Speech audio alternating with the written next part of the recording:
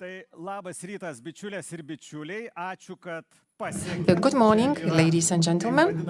I'm very happy that you have made it. We are going to hold a hybrid meeting. The majority of you are joining us online, and the minority are physically present.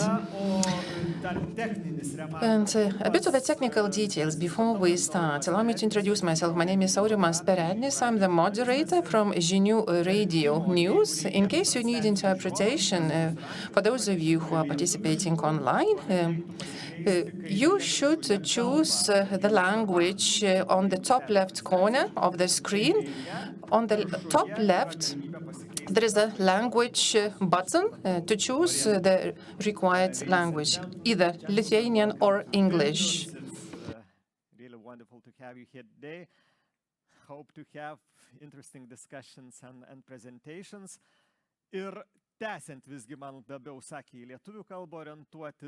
I was requested by the organizers to be speaking in Lithuania. And we're going to cover a very important topic, and that is nutrition, healthy diet. So in addition to physical activity, to stress mitigation and good sleep, good nutritional diet, there are the fourth leg of a table. And the table is our health, our good well-being, and our happiness. So we're going to devote this entire morning how to stay healthy and happy for as long as possible. And when we go to fill our tank, we need to, how we have to fill our batteries, to fill our tanks, and what this good food, healthy food looks like. We're going to discuss about it today. So, and now I would like to invite the Vice Minister of Agriculture, Laura. Ir linkiu visiems, ko Laura eina, įdomaus ir prasmingo renginio. To say a welcome word. Good morning, dear participants of the conference. I'm very happy to see so many of you, but also from the entire Baltic Sea region.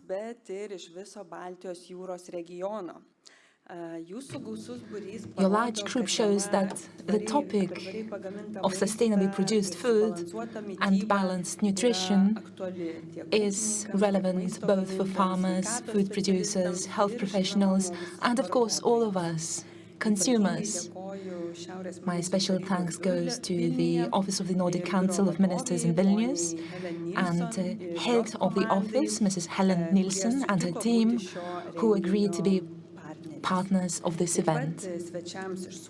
Thank you for your participation, dear guests from Finland, Denmark, and Latvia. Thanks to you, we will find out about the situation in other countries of the Nordic and Baltic Sea region. We will hear about the implementation of the nutrition recommendations and sustainable farming.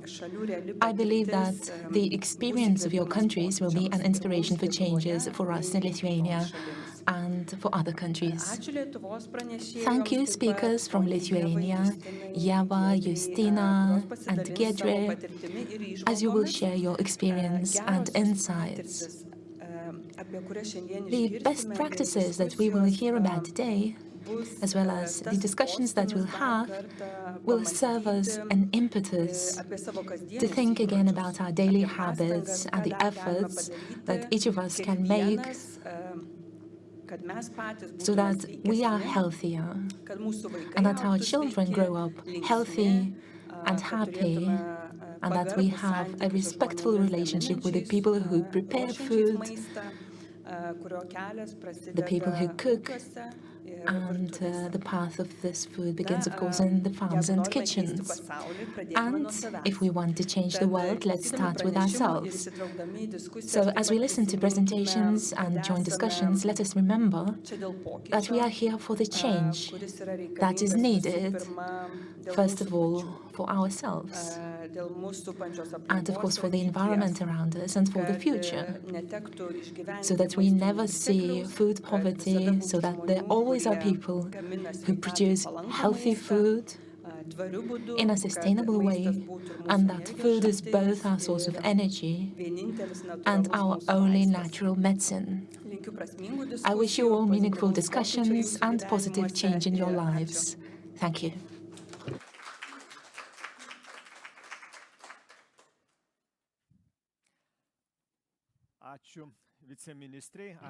Thank you, Vice Minister.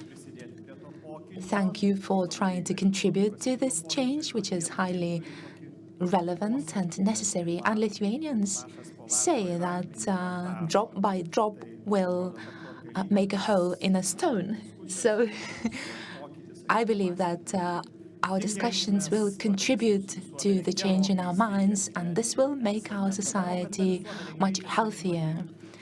And we can see that our society has been changing, and this is demonstrated by the great attention that has been expressed to this event, and a lot of people are observing us and following us online. And if you have any comments, please leave them at the live stream website. Now I'd like to invite Helen Nielsen, who is the Nordic Council of Ministers Council Director. So,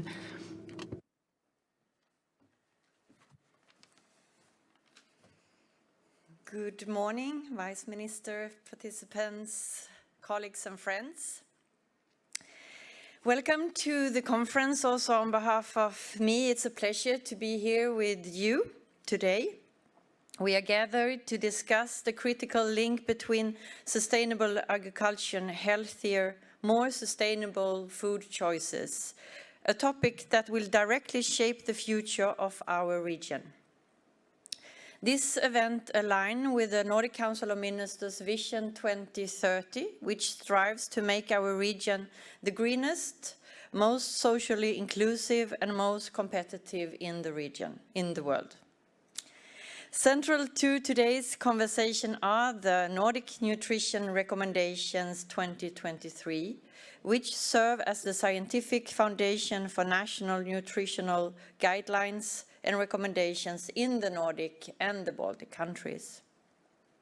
These recommendations represent the result of 5 years of work by several hundreds of scientists and experts. The recommendations from 2023 is groundbreaking in that, for the first time, it includes guidance not only on what is good for our health, but also what is good for our environment.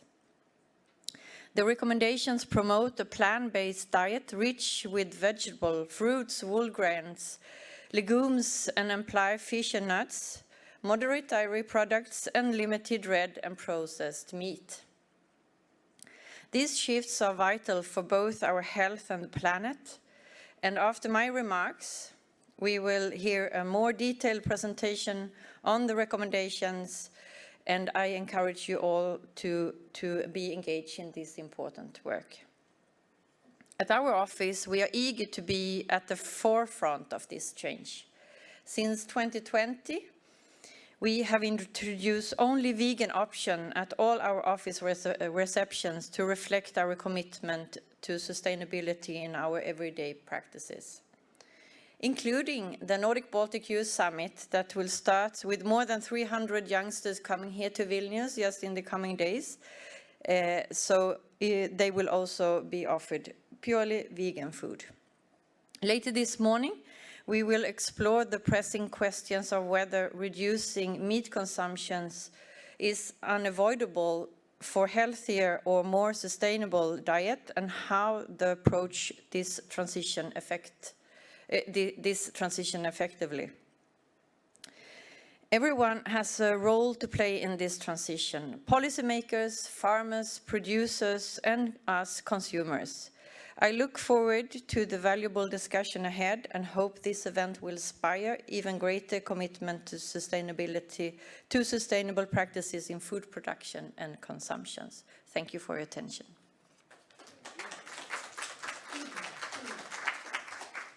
Thanks for your inspiring words. Thank you very much, the speakers, for the opening addresses. And you know that after some welcoming speech, we can kind of relax, and then we can get into our business. We can go down to business.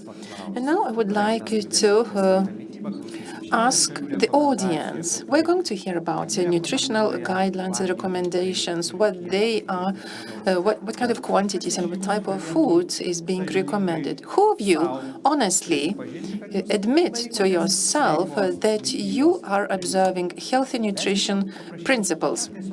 Those of you who honestly believe that they are following healthy nutrition and diet, please raise your hands and be honest with yourself.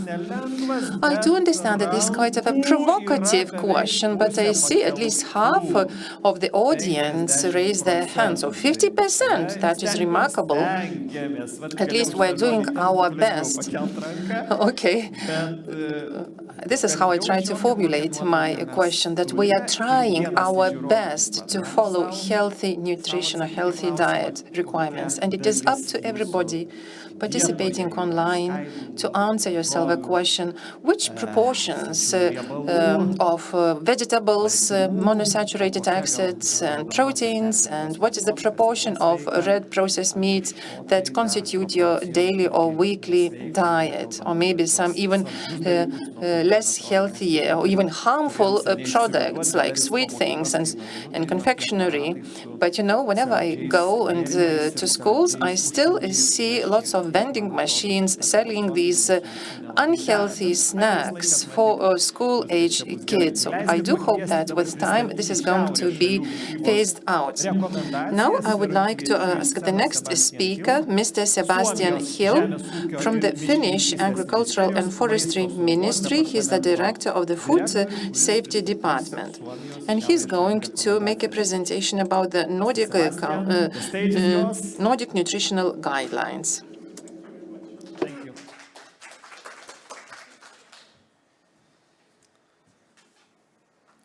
Good morning, everyone. Vice Minister, participants, it's wonderful to be here in Vilnius. I was here twice in the beginning of the millennium, but I think it's been more than 15 years, and I think your city is even more beautiful now than it was then. It's truly great to be back this time of year as well. So I'm here to talk about the Nordic nutrition recommendations. You might not have seen them in a physical form because most of us access them on the web, but I had a few copies of the book in my office, so I thought I would take one with me so that during the day I will leave it to the organizers, whoever wants to have it. I don't want to carry it back, it's 2 kilos. So but please let it circulate here during the day and you can see what they actually look like. So a little bit about my background. Eben, who is here to speak after me or later today, is probably more an expert in nutrition than I am. I'm actually a veterinarian by training. But because of the fact that I have been chairing the National Nutrition Council in Finland during the years that these were developed, and I'm also very active in the Nordic Council of Ministers food official group, ECO-LEAVES, I guess that puts me in a place to give some perspective on the nutrition recommendations. So I will give you a short overview of what the nutrition recommendations are. And then later on, when I'm also taking part in the panel today, I hope that I will be able to say more about what we are actually doing right now about developing the food-based dietary guidelines in each of the member states. And I'm sure that that is happening also in the Baltic states, in Lithuania, for example. But this talk will focus on the actual NNR 2023. And it's a huge amount of data, and it's a result of enormous work done by, as it was said, I think more than 400 scientists took part in developing these. So it's really a shared endeavor, and it's one of the most precious things we have coming out of the Nordic Council of Ministers. I think this is one of maybe the most downloaded document from the Nordic Council of Ministers, and every time it comes out, in about every 10 years, there's always a huge interest all over the world, and we really see them now as currently the most developed nutrition recommendations in the world. Of course, there are others, but we're really proud of these. And I want to say that I didn't write these slides. They are from our shared presentations over the years, dating back a year or so when the recommendations were developed. So just thanks to the Council of Ministers for being able to show them. Let's see now. Yep. So, as I said, we've been doing this for 50 years already. I think the first ones were published in 1980. Every time they grow and grow. Even now, there was a lot of nutrients looked at in these recommendations that hadn't been looked at before. So it's getting better and better. And certainly what is happening this time was that we really integrated the environmental, the sustainability approach, which in the previous edition had only been a separate chapter. But now we really wanted to integrate them so that the people who are following the nutrition recommendations really cannot opt out of sustainability and only focus on nutrition. I guess that is still possible because we still treat them differently. But when we come to looking at actual food groups, there the nutrition, the sustainability aspect is very much involved. Just a few words on what NNR includes and what it doesn't include, or maybe importantly, what it doesn't include. We do not look at self-sufficiency, we don't look at societal aspects, and actually not even on economic sustainability, because there is not really enough data on that yet. So in NNR 2023, we are only looking at the ecological sustainability. That is sort of how the food we consume and produce affect biodiversity and climate change and so forth. It's been criticized during the last year and still being criticized when we're developing the food-based dietary guidelines at home, that we do not take into account self-sufficiency and other things that are very important, of course, now in this geopolitical situation where we are. But there it is. You have to sort of, if you want to look at food production and food security, you will have to look at other guidelines. So the NNR report is actually a set of data. The actual report is the one that you have there in front of you. And that's probably enough for anyone who wants to develop food-based dietary guidelines or who want to know the latest information on nutrients, how much we should eat of a particular nutrient, how they can be found in different food groups. That's all there in the book, and this is also obviously downloadable on the web and in many different languages. I don't know about Lithuanian, but I hope so, at least in English and others.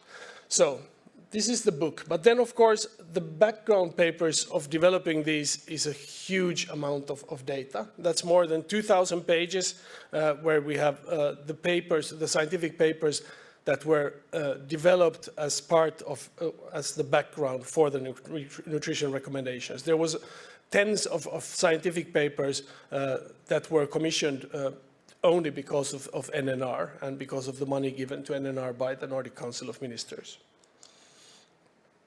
And then there is finally the consultation report, because all through the development of the NNR, and especially before they were published, there was a large round of consultation where everybody had their say on whether they liked them or didn't like them, and that is also there for everyone to see.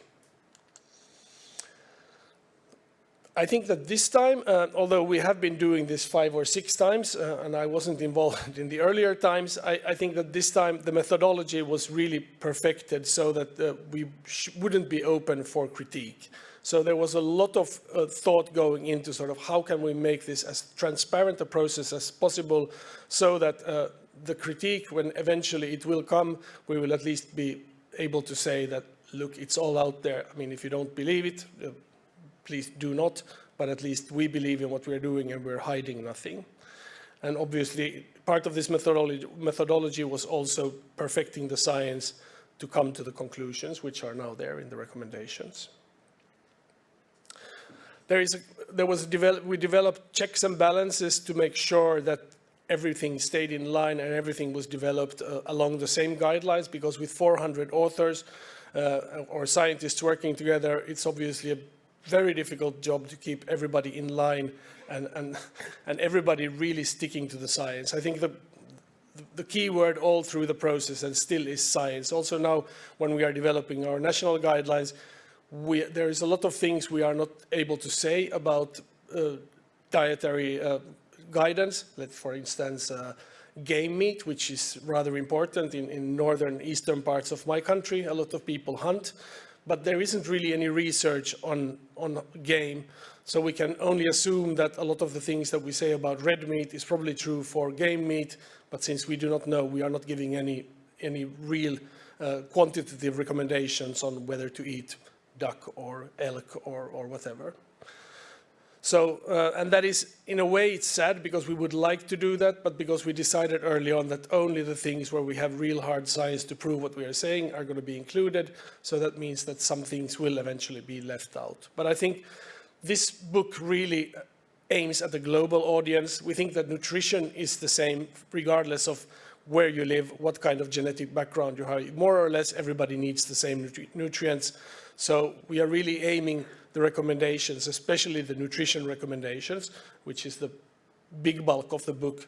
It's really about 40 nutrients. Every human being needs them, and this is really trying to establish what are the most exact amounts that we can say that people really need. We did some updates, obviously, to the earlier versions. For example, we gave a new reference weight for adults based on a BMI of 23 kilogram per square meters. We looked at the length of people in different Nordic and Baltic countries, and therefore the reference weights were a little bit changed. We also looked at the, let's see, did I go? There. We also looked at the age groups that the recommendations are given to, and you see that there's a lot of nutrition recommendations around the world, and we changed our age groups so that they would be more or less aligned with those that are read all over the world, because obviously it's a very important thing that you can compare recommendations with each other. Oh, there is also this. Yeah. Sorry. Okay, and then finally, we also worked very closely together with the American nutrition recommendations, which are the oldest ones that we have, but also with EFSA, the European Food Safety Authority, and also obviously many others as well.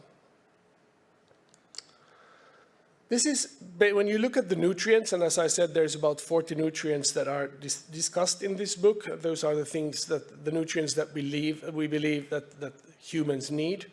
And for those, we give a graph which looks like this for all of the nutrients, where you have an average requirement, and then you have a recommended intake, which is a bit higher, because that is supposed to cover most of the population, whereas the average requirement is what half of the population. If half of the population would be eating what they should be eating, then we would be at the average requirement level. But then when you add 2 standard deviations to that, then you will have a big majority of the population within that. So that will then be the recommended intake. The same thing is with the upper level.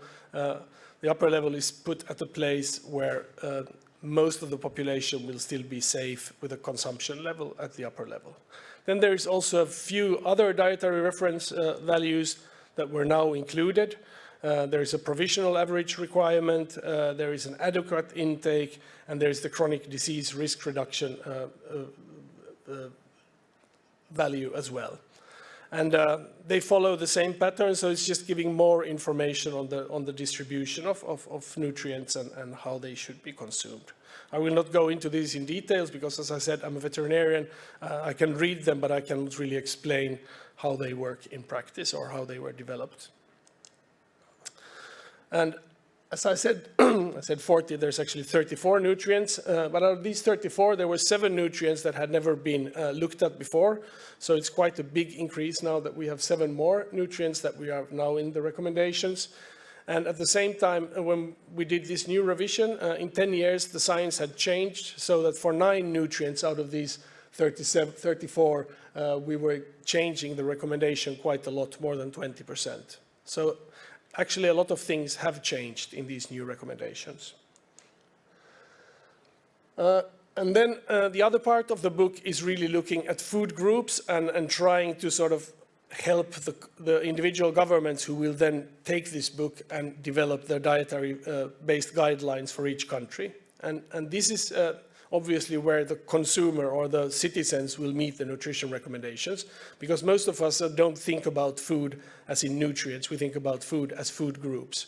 So in this other part of the book, we are looking at 17 different food groups, and they are listed there. And they cover most of the foods that we normally think about.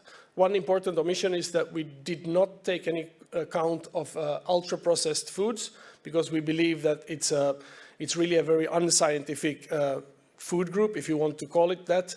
For example, bread is ultra-processed food groups, and still most of us think, I think, that bread is very important in our diet. So we think that it's really a misnomer. It doesn't really help us in any way to look at ultra-processed foods as a group. Obviously, there's a lot of ultra-processed foods that are unhealthy, but there's also those that are healthy. So we didn't give any specific recommendation on that. And otherwise, this is the part where we then take into account the environmental aspects as well, or the sustainability aspects. Then when you look once more at the recommendations, I have to say that although things changed on a nutrient level, it really didn't change on the big picture really didn't change. There is actually no changes in the recommended intake on the ranges of macronutrients, the big nutrient groups. Also, when we look at energy values, there isn't really any change in how much we recommend that people intake energy per day. That science is pretty solid already. There's, I mean, a few tweaks, but nothing much. There's the new age groups that I already said, and then there's the weight curves, but actually the end result of this was that it didn't change very much. And then when we come to the food-based dietary guidelines, I will not go through this in detail, but I will just say that first and foremost, we still looked at the health effects of the food groups. If you consume dairy products, what does that do for your health? If you consume eggs, if you consume meat, fish, and so forth. So that is still at the core of the recommendations. But at the same time, we really looked also then at the sustainability aspects of the foods within the food groups. And then we said something about the environmental impact. And obviously, when we get critique for the nutrition recommendations, it's almost always about the sustainability dimension of our recommendations. Nobody can really say that there is anything wrong with the nutrition recommendations, but the sustainability is always challenged. And of course, it's still a young science, and there is obviously just a small amount of science on environmental and sustainability aspects of foods when you compare it to nutritional aspects of foods. But still, there is still quite a lot of science, so we believe that what we have said here is actually true, or at least as true as it can be today. We also looked at, when the nutrition recommendations were getting ready, we were looking at the global burden of diseases, which is a database of WHO. And then we looked at the actual dietary risks in the Nordic and Baltic countries. And actually quite surprising that the biggest risk in our Nordic Baltic diet is that we don't eat enough whole grains. I would have thought that it would have been the consumption of processed meats, but that's only number 2 in the risks. So, but obviously we eat too little whole grains, we don't eat enough fruit and vegetables, we eat too much red meat, and we eat definitely too much processed meat, because basically we should eat as little processed meat as possible. And now to the end of my talk is really about the country-specific food-based dietary guidelines. As I said, we hope that these are being developed now in all of the countries. And it's very important to do this because what we did on a Nordic-Baltic level is not even true in one single country. We eat different foods than you eat in Lithuania. We certainly eat different foods than you eat in Denmark. We share a lot, but it's still not the same. So we really have to see that when we give dietary advice, it has to be on food that plays a major role in your country. Otherwise, it's no use. I mean, obviously, if we go further from Northern Europe to other continents, then our dietary guidelines would be really useless. Not the nutrient part, but the food-based part. And at the end, I just wanted to quote the IPCC report that it's not a matter of choice whether we want to deal with the sustainability, the ecological aspects of food production. It's really a necessity. Food production is causing a big amount of the climate effects of the things that we do more than many other parts of society. So we really have to deal with food production if we want to solve the problems related to not only climate change, but I would say also biodiversity to a high level. And to do this, we developed 5 key papers also on sustainability. And And that those papers really, they were commissioned and they were asked, and then of course they were publicly consulted with, and then the end result then went into this book. But they're basically looking at the different levels of where our food systems impact with sustainability on a global level, on a northern European level, and sort of how we should be able to change our food production systems, and then looking at basically the different ways of dealing with sustainability. And then this is actually the end result of the book, these last 3 slides. So this is what we should eat if we consider both our health and the sustainability. There's 3 slides here. The first one, obviously, is we should eat much more vegetables, fruits, and berries. The recommendation is 500 to 800 grams a day, and that is really a lot. When I raised my hand that I think I eat healthily, I was pretty sure that I do not eat even 500 grams of vegetables and berries a day. Maybe now in September when there's apples everywhere, but in February, certainly not. But at least we know. And we should always remember that this is not what you have to eat, this is what you should strive for. You know, when you're thinking about what should I eat today, try to go in that direction, and slowly we will get there. Nobody expects us to be there tomorrow. But obviously, we all need to eat more of these. And also the legumes, which interestingly don't have a quantitative recommendation because we don't really know enough about legumes. We just know that we don't eat enough of them. But they are good for your health, and they're also very good for the food production environment. They most of the time, they enrich the soil as well. Potatoes, obviously a big staple of our Nordic diet, and we should continue eating potatoes. They are very environmentally friendly and actually quite good for your health too. Nuts and seeds is something that we should all, just like legumes, we should eat more of nuts and seeds.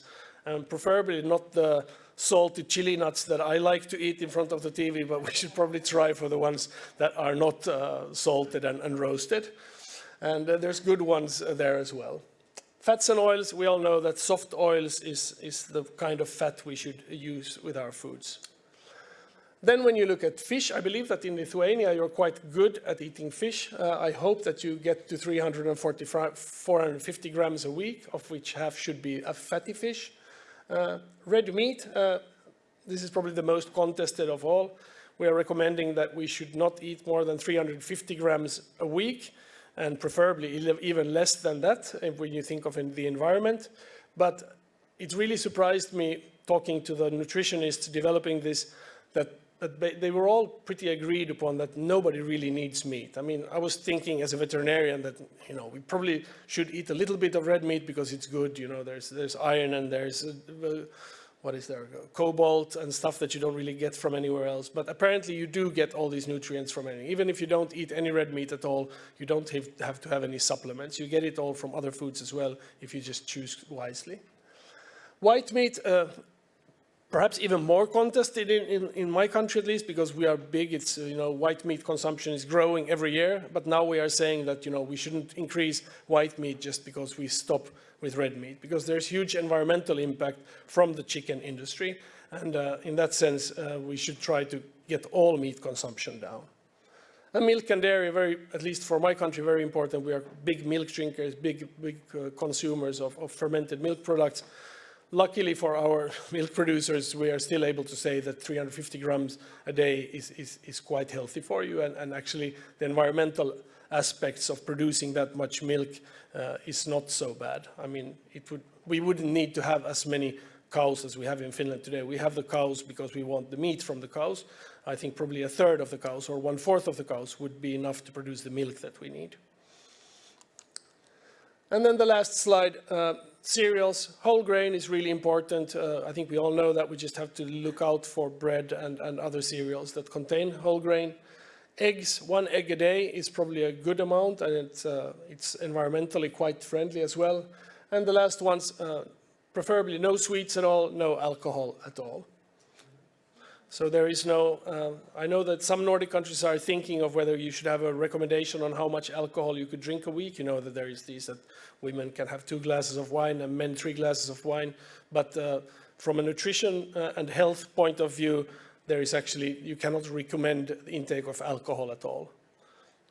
but obviously people will be drinking alcohol, so you should tell them that at least keep the consumption as low as possible.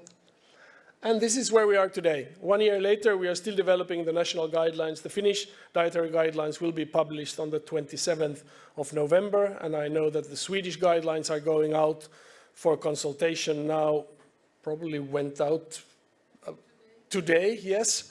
And the Norwegian guidelines were published already in mid-August this year, and Iben will tell us about the Danish guidelines. So this is what I wanted to say.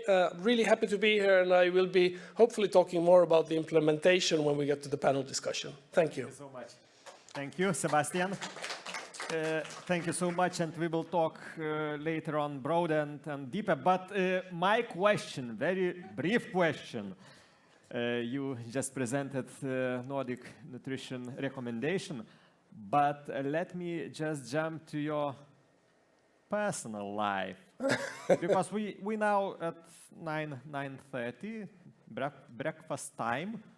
How looked your breakfast today? Ooh, I was in a hotel, so I had a few slices of bacon.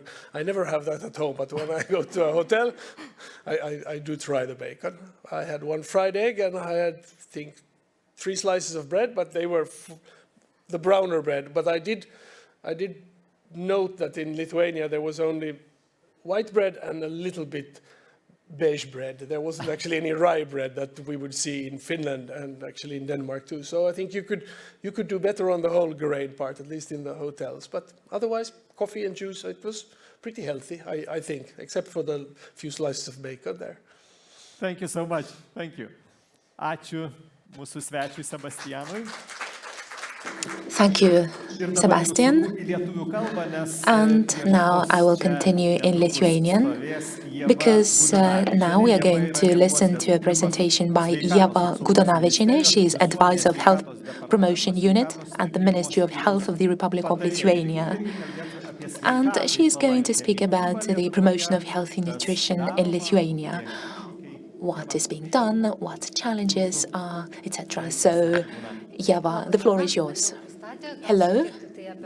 I have already been introduced. Let me just say that I work for almost 18 years in the area of nutrition and food safety, and for 10 years I've been working in the area of nutrition, and for 2 years I've been working as an advisor on the prevention of chronic diseases. So I have experience in all these areas related to physical activity, mental health, because these things are also related to complex issues related to health and nutrition. So since I don't have a lot of time, I will try to speak in general, and I will speak in greater detail in discussions. So now speaking about the promotion of healthy nutrition in Lithuania, let me start with the recommendations. First, we have similar recommendations as have been introduced in the Nordic countries. Here you can see our newest versions of the years 2020 and 2022, when we've extended those recommendations. The first recommendations of 2020 were of 10 pages, and now we have 50 pages, including tables and more detailed information. So we have these recommendations, and I would also like to say that those recommendations of the year 2020 were drafted based also on the Nordic nutrition recommendations, and we've also consulted with the Food Safety Agency, and now these recommendations are being reviewed also in consideration of the Nordic nutrition recommendations of the year 2023. Now, as regards recommendations, they are for the sake of people, for the sake of consumers. They are not compulsory, just as a way of guidance. Now, as regards catering for collectives, this area is already regulated and approved by the Minister of Health or orders of other ministers. And As regards the recommendations of the Ministry of Health, we have organization of meals for children in educational institutions, social care institutions and camps. We also have regulation on the meals for adults in social care institutions and also feeding of patients. We also provide consulting to other ministries. The Ministry of Agriculture is responsible for the promotion of vegetables and dairy products. We also have consultations with other bodies, and other ministries are responsible for catering for collectives such as, for example, the armed forces, migrants, prisoners, etc. This year we've been providing consultations with regard to catering for the participants of the Festival of Songs, and we've suggested to include vegan options, and we had a very rounded discussion, and we've tried to ensure the needs of people with various needs with regard to both healthy food, healthy nutrition, and prevention of diseases, because vegan option usually reduces occurrence of allergies, and it's always possible to achieve this, to include this segment of people who suffer from allergies. So that would be briefly about regulation and consulting. Now, what else do we have in Lithuania? And here I'm addressing our foreign guests. We have 60 municipalities, and each municipality has the Center of Public Health, and it is engaged in the strengthening of public health as well as other functions, and they are engaging in the promotion of healthy nutrition of the population. And here I have the newest publications, and we can see a publication from Kaunas city. Tomorrow they're going to organize a seminar about the catering for children of preschool age, and another example is from the Šiauliai town, and they are providing consulting by phone with regard to healthy food. So everybody who's interested in healthy nutrition can consult not just recommendations that have been showing in my first slide, but they can also address the regional healthcare center, and they can also receive recommendations from them. Now, of course, we can provide lots of recommendations, but coming back to our practical life, we are going to supermarkets and shops, and how are we supposed to choose a product from dozens of various types of products? Are we to judge just by the beauty of the label? So we have the labeling by the keyhole symbol. Lithuania has signed an agreement with the Swedish Agency of Food, and we've taken over the same criteria of labeling healthy foodstuffs. So the products are compared within the same group of products. So, for example, we are comparing all bread products based on certain criteria, yogurts are compared based on other types of criteria, etc. So, if we come to a shop and see a label marked with a keyhole symbol, we can no longer read the information on the leaflet, because it means that this foodstuff is healthy. And since I've been working for many years in the area of healthy foods, I have heard from the marketing specialists that sometimes this keyhole symbol is not placed on the right place on the product. So this is an area to improve, but this is a good thing. Now, looking at the situation by the year 2020, the situation was not that good, but in the year 2021 we had a breakthrough, and now we had a lot of healthy foodstuffs. Today we have more than 2,000 healthy products in the market. Now, I've spoken about recommendations, regulation, and consulting of consumers. Now, as regards the actual situation with regard to nutrition in Lithuania, every 5 years we have surveys about the consumption of certain products by groups of the population, and we have generalized results now, and I can say in general that as compared to recommendations, Lithuanians, of course, don't do everything. We use too little vegetables, fruit, and cereals, as well as fish and its products. We eat too much of saturated fat and sugar-containing products, and since we use too little vegetables, fruits, cereal products, fish, and its products, we have insufficient fiber intake and certain vitamins and minerals. So, if we add sufficient vegetables, foods, and reduced saturated fats and sugar-containing products intake, then we would have more fiber intake. Now, as regards the consumption of cereal products, here you can see results of several surveys, and it's 8% beneath that arrow. I'm sorry about the slide.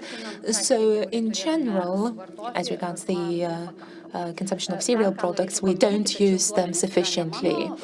And I should say that this data is provided by the Center of the Prevention of Diseases, so this data is not mine. And as regards the situation with the consumption of fish and its products, the number of people consuming fish has dropped by half, and we can see that 12% don't eat fish at all. Maybe there are certain reasons behind this with regard to the offer of fresh fish on the market, but this is the problem for us. Now, as regards the consumption of vegetables and fruits, the recommendation, the Nordic recommendations are much higher consumption of vegetables and fruits, and in Lithuania, we can see that we haven't yet achieved 400 grams a day. And here we also have the data on eating vegetables and fruits. Only 59% of people eat them every day. And my last slide related to nutrition, related to the use of saturated fat and sugars. We can see that both men and women eat too much saturated fat, but we can see that at least men don't exceed 10% of eating saturated fats and sugars. Now, as regards the selection of foodstuffs, we can see that earlier on the major motive was based on the price of foodstuffs. In 1997, 14%, 19% in 2020. Currently, we are also having a new survey which is being conducting, but now there's greater share of the population that are selecting foodstuff based on their healthiness. But the taste is also greatly important for many. Now, as regards the Nordic nutrition recommendations of the year 2023 and what Lithuania is doing in this regard, first of all, we've been greatly honored to take part in the drafting of these recommendations as observers, and it was greatly useful for us to listen to the discussions by scientists. We had an opportunity to raise questions, and it was greatly useful for us. We are greatly delighted about having having participated in that. And once these recommendations were published, they were highly lauded by the World Health Organization and other countries, and we are happy that we've participated in the process as well. So my last slide, our future steps. We will review other legal acts based on these recommendations.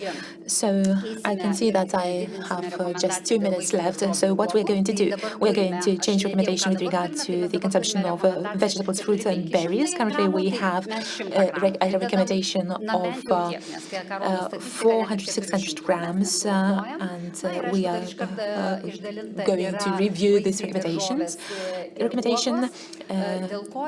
There was a breakdown into vegetables, fruits and berries, because earlier on we just had fruits and vegetables, so it's not sufficient. We should eat both vegetables, fruits and berries, preferably. And there's going to be a recommendation based on the experience of the Nordic countries that we shouldn't eat more than 350 grams per week of the red meat. The current recommendations have 500 grams per week of red meat, so we are going to reduce this amount. And we're going to have a recommendation that there should be a limitation of eating processed meat. We are going to reduce the consumption of milk and dairy products. We are going to take over this recommendation from the Nordic nutrition recommendations. Now, as regards the amount of sugars, of course, everybody knows that we used to have 5 grams per 100 grams of the product. So now we are going to regulate it that the amount of sugar in drinks should not exceed 2.5 grams per 100 grams of drink. And this is based on the nutrition recommendations. That means just 1 spoon of sugar in your cup, or no sugar at all, preferably.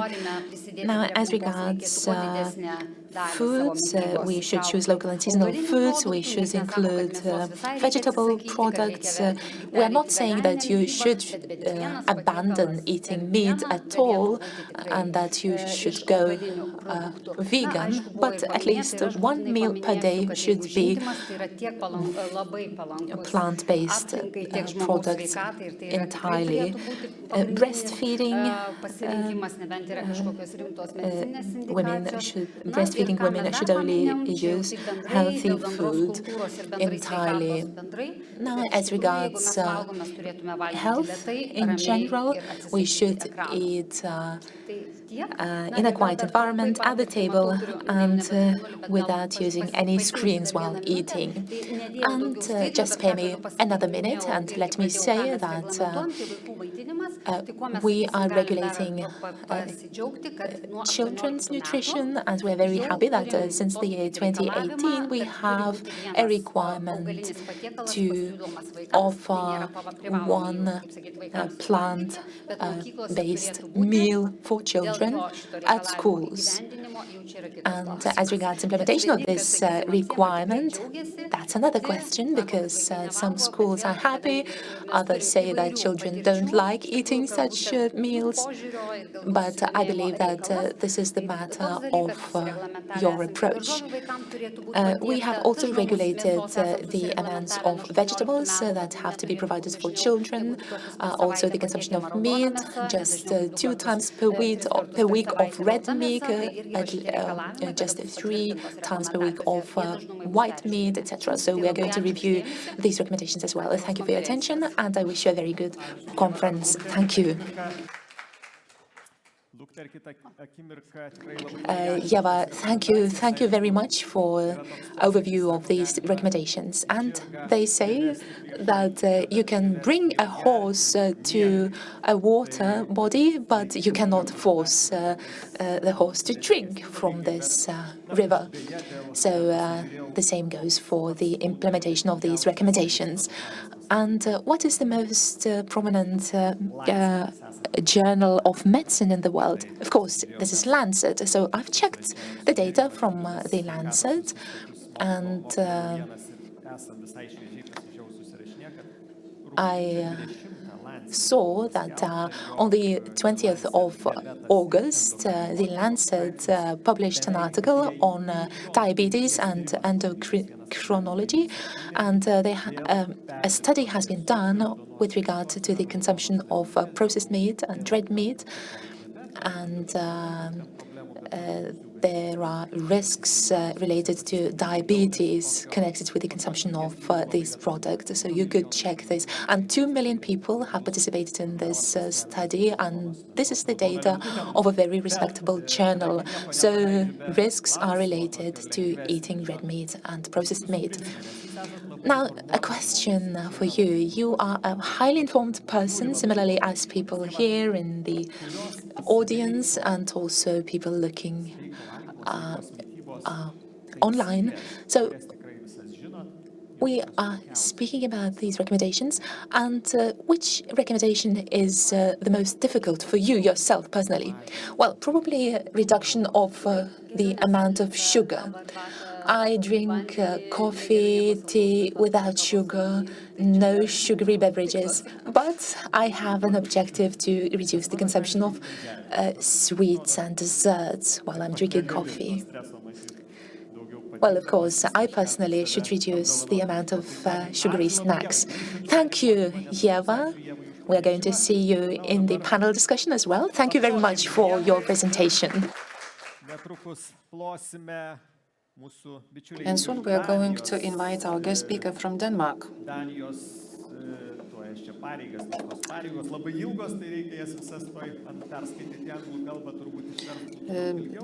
So we're going to invite a special consultant of Sustainable Diet and Health Division from the Danish Veterinary and Food Administration, from the Ministry of Food, Agriculture and Fisheries, Denmark, Ms. Iben Humble Christensen. Thank you very much. Nice to be here. Thank you for the invitation. My name is Iben Christensen. I work at the Danish Veterinary and Food Administration, which is under the Ministry of Food, Agriculture and Fishery in Denmark. I work at an office called Sustainable Diet and Health Division. And in my office, we are responsible for developing the guidelines in Denmark and also promote the guidelines. And our guidelines in Denmark is actually the basis for the promotion of healthy and sustainable diets in Denmark. And therefore, I've chosen to speak a little bit about how we have worked to develop them in Denmark and also how we have worked to incorporate the new Nordic nutrition recommendations that were launched last year. And then I will end my presentation by showing you some examples of how we work with implementation. So why did we already develop new guidelines back in 2021 with focus on health and climate? This was 2 years before the launch of the Nordic nutrition recommendations. And well, I think we have at least 4 reasons for that. First of all, we already back then saw growing evidence that it matters what we eat, not only to our health, but also to the planet, and that it actually makes sense to combine a focus on both health and climate, and also other sustainability aspects, of course. The previous Nordic nutrition recommendations actually had a small chapter also discussing sustainability aspects back then. But we also got a new evidence report from the Technical University of Denmark who showed us that it would actually make good sense already back then. Then secondly, also in Denmark, we saw an increasing motivation to eat more climate friendly among the Danes, but lack of knowledge on how to do that.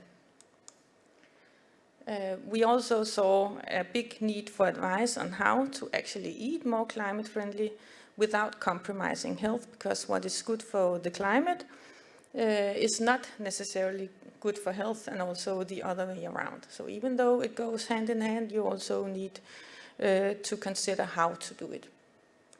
And then lastly, there was also timing, because back in 2019 we had general election in Denmark, and this election was actually called the climate election. So both the public and the politicians in Denmark back then had lots of debates about the climate, and that we should do something. So that was also a big goal of the government back then, was to do something for the climate. So how did we develop the guidelines back then? First of all, we made some success criteria for the work. It was very important for us to make the guidelines simple and easy to understand for the general population. So it was all about taking this big publication, the previous one, NNR, and translate it into some simple guidelines that you could actually understand and remember for the normal population. And we also wanted fewer guidelines. Before we had 10 guidelines, but we still wanted to cover the whole diet, so not leave any food groups out or anything, but try to make it more simple. And of course, incorporate climate considerations without compromising health. And also important for us to take the Danish dietary habits and our food culture into account, and base our work on the best available evidence. And this is an overview, and it may look simple, but it was a very big task actually of how we developed them. We started in February 2020, where we got a new evidence report from the Technical University that were based on the previous Nordic nutrition recommendations. Then we made a draft. We involved stakeholders. And based on the inputs and comments and feedback we got, we made a second draft and invited our stakeholders once again and presented what was almost our final work. And then we launched in January 21. And besides all that, we had tests of wording, understanding, and expressions in our guidelines among consumers. We had consultation with an external communication agency. We developed the new visual identity, a poster, a leaflet, the website, a toolbox for stakeholders to use, and so on. We planned a launch and launching campaign, and we had, of course, a lot of internal meetings, workshop discussions regarding the translation of the evidence into simple guidelines, including what level of detail should we have. And this was the final guidelines we launched in 21. Focusing on eating plant-rich, varied, and not too much. And besides these overall 7 guidelines, we have 3 levels of information and details, and that was actually the product of all our discussions on the levels of details. We have the 7 guidelines, and are trying now to make Danes remember just these 7 headlines. But then we also have a leaflet going a little deeper in details and giving direction on amounts and other kind of information about giving the explanation of what is actually good for health, what is good for climate, and so on. And then we have a website where we have even more details, and also target group specific guidelines for pregnant and lactating, vegans and vegetarians, small children, elderly, and also guidelines for kindergarten, schools, work sites, and so on. So what was new back then? The main changes was that we went from 10 to 7 guidelines. We have incorporated new words and directions: eat plant-rich, eat less meat, and choose legumes. So that was new ways of explaining the direction for the Danes. And then we had incorporated more focus on foods and less on nutrients. Before we, for example, used the word saturated fats. We don't do that in the new guidelines. And then, of course, the new visual identity. And then also we incorporated some new amounts. So for the first time we say eat, or not eat, it's not a recommendation, but it's an adequate amount when eating a varied and plant-rich diet of 350 grams total meat. So that includes both the red and the white, and 100 grams of legumes per day, which is beside our recommended intake of 600 grams of fruit and vegetables. And then we finished this very big work of developing new guidelines, and then already 2 years later, the new Nordic nutrition recommendations came. So this, of course, called for an assessment of our guidelines to see if these new Nordic nutrition recommendations were actually in line with our guidelines. So the first step we took back in 2023 was to look into the guidelines and see how it correspond with the recommendation we already have. And when we looked into it, we could see that there was a lot of similarities on food group level. For example, all the amounts, fruit and vegetables and so on, and the directions to eat less meat and more legumes. But we also saw significant changes in the dietary reference values that Sebastian told you about, and also an increased recommendations for whole grains. So this called for an assessment of our guidelines.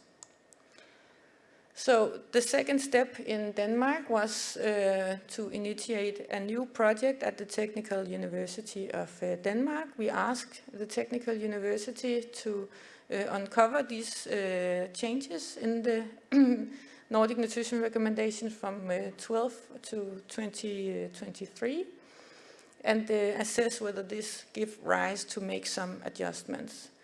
And an important role of the Technical University, the National Food Institute in Denmark, is actually to help us translate the Nordic nutrition recommendations into the Danish context. As Sebastian also said, that it's important when you develop guidelines that they fit into the food culture and the food habits. So it's a big part of this. So the Technical University were calculating nutrient density, nutrient composition based on the Danish food database. So it's data about the nutrient content in foods on the Danish market. And then also to take the Danish food culture, food habits and availability of foods, that's data they already have at the Technical University. When making dietary modeling and proposing what types and amount of foods we should focus on in our guidelines.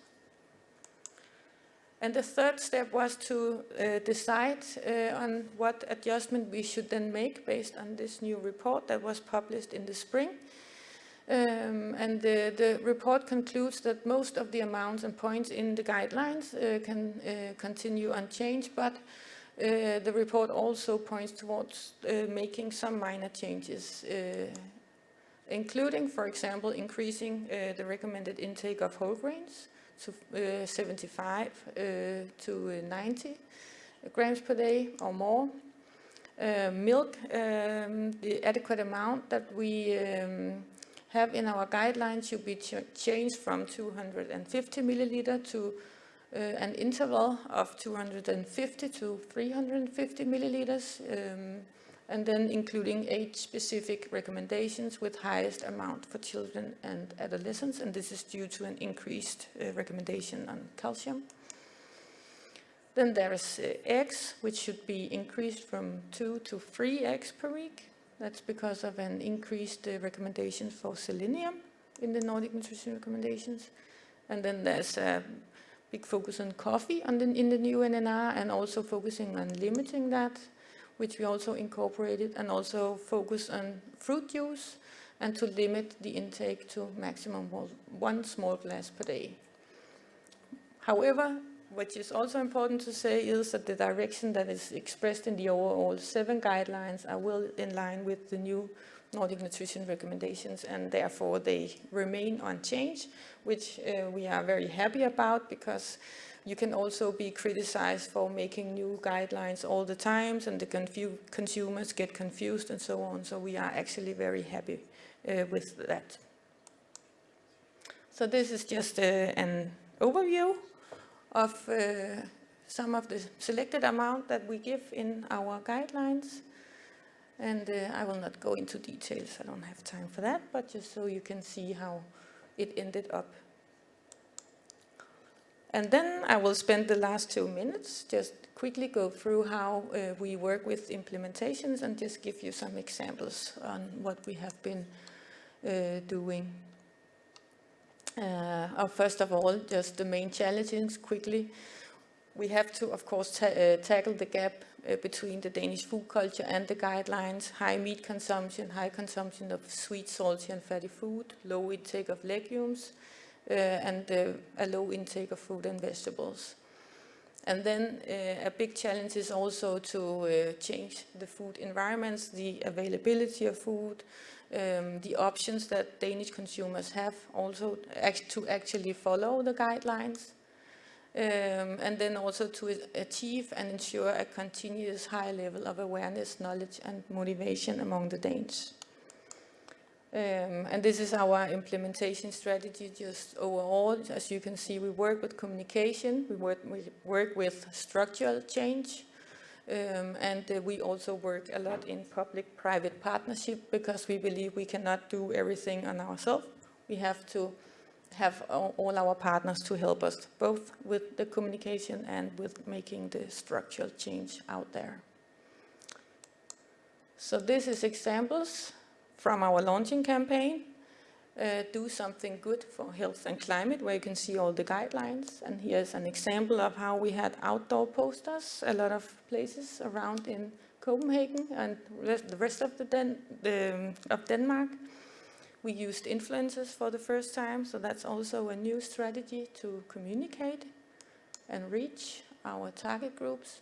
We were a lot in the news and the debate, which was a good thing. We had an exhibition at a science center for children, adolescents and families, where you could try to put together different kind of foods and see the climate impact and the health. And I'm almost done. We had a lot of communication from our stakeholders, so that was also really nice to see that we had support from them. We also communicate with examples and very visually. We work with mythbusters, showing that, for example, you shouldn't drink juice to be healthy, but a little amount of juice is okay and can be part of a healthy diet.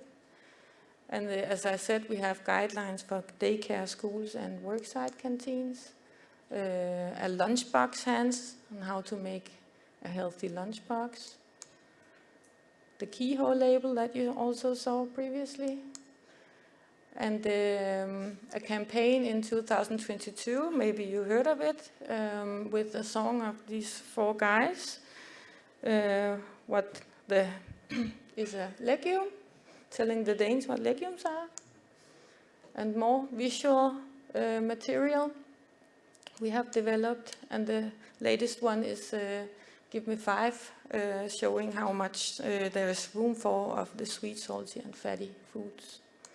So yeah, we try to make everything fit together, and thank you for your time. Thank you so much. Thank you. Thank you, Madam Eben. 1 or 2 principles of your personal nutrition. What? Principles of your personal nutrition. 1 or 2. I think the most important recommendations in the dietary guidelines is that you should eat a varied diet, you should eat plant-rich. So I think I cannot point out 1 or 2 guidelines that are more important than the others, because they all are dependent on each other. So. Okay, thank you so much, and let me invite you to take a seat in front of the audience. We will now jump to a broader panel discussion, and let me invite also Sebastian and Ieva. Ieva, leiskit pakviest. Oh, maybe you could take a seat here. Sebastian, gender balance, okay? We will try to make that panel discussion as much horizontal as impossible or as possible. Let me ask our brilliant audience to raise a hand in case you have any questions, comments, or want to react to any maybe presentation or comment made here. Use Lithuanian or English, no problem. Everyone has headsets for translation. And let me just take a look to our audience. Still no question. Just raise your hand. And for our visitors, we have question. Okay, let me let the microphone. And for our audience online, also write a question in comment or write your comment in comment. Galit lietuviškai, angliškai, kaip patogu. Please. Yes.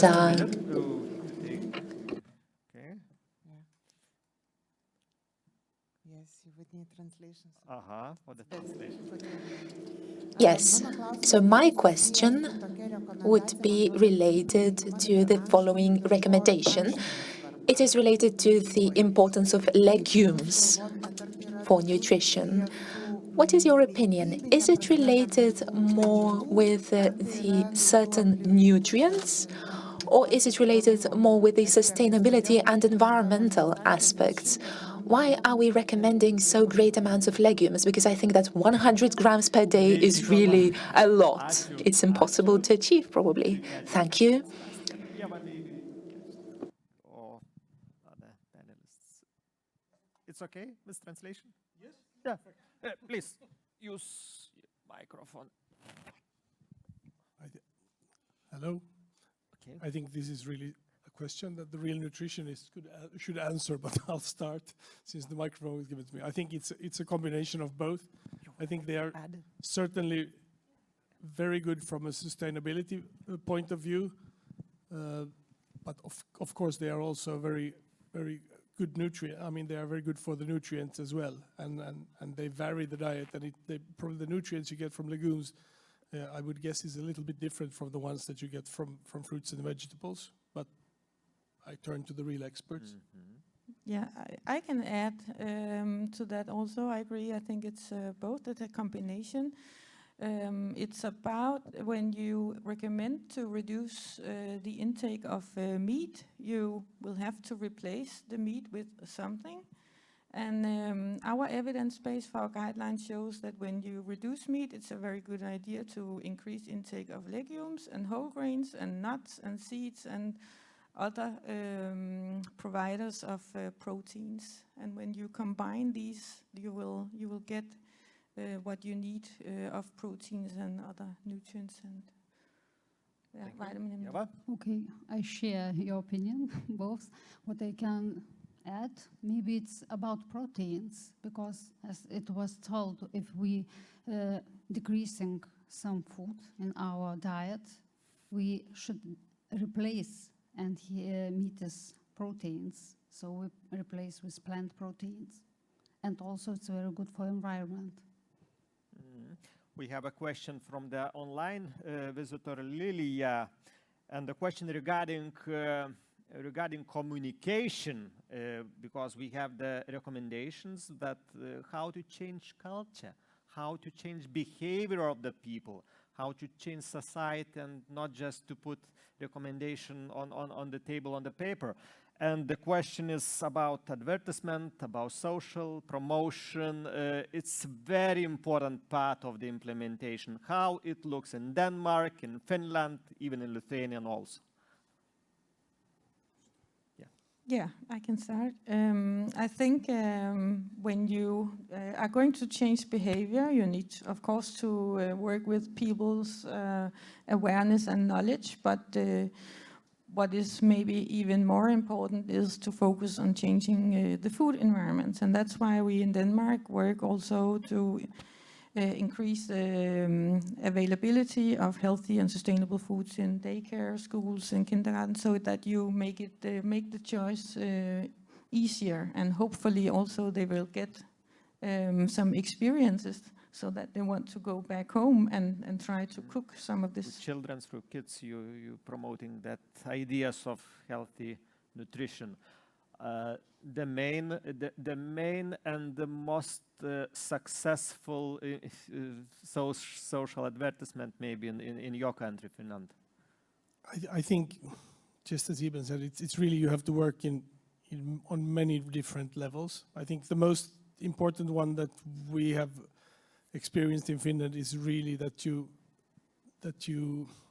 there's quite a lot of public lunches in Finland, both offered by schools, universities, kindergartens, but also at workplaces, and there you have to incorporate the nutrition, the dietary guidelines, so that, for example, in Finland, if you want to have state support for the food that you are producing, let's say the municipalities, what they are offering in schools or at hospitals, then prisons, the army, everything, they cannot get the subsidies from the state unless they are following the nutrition guidelines. So we are quite sure about the sort of the official lunches served in Finland are following the guidelines quite a lot, and that's about 1/3 of the population who gets a meal like that every day.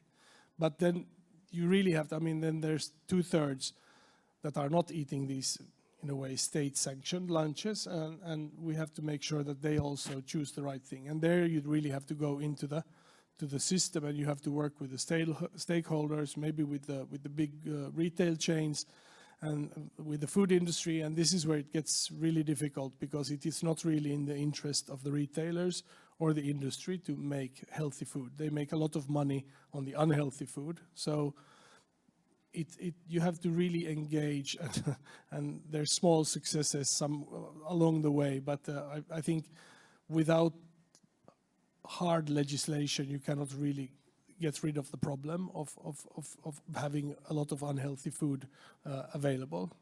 I know that Norway is now introducing legislation where they forbid marketing of unhealthy foods for children.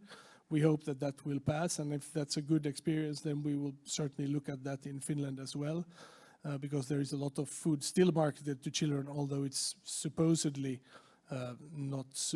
I mean, the industry has promised not to do so, but they still do it. So it's really a combination of soft and hard guidance, and yes, please. Okay, it's a difficult question.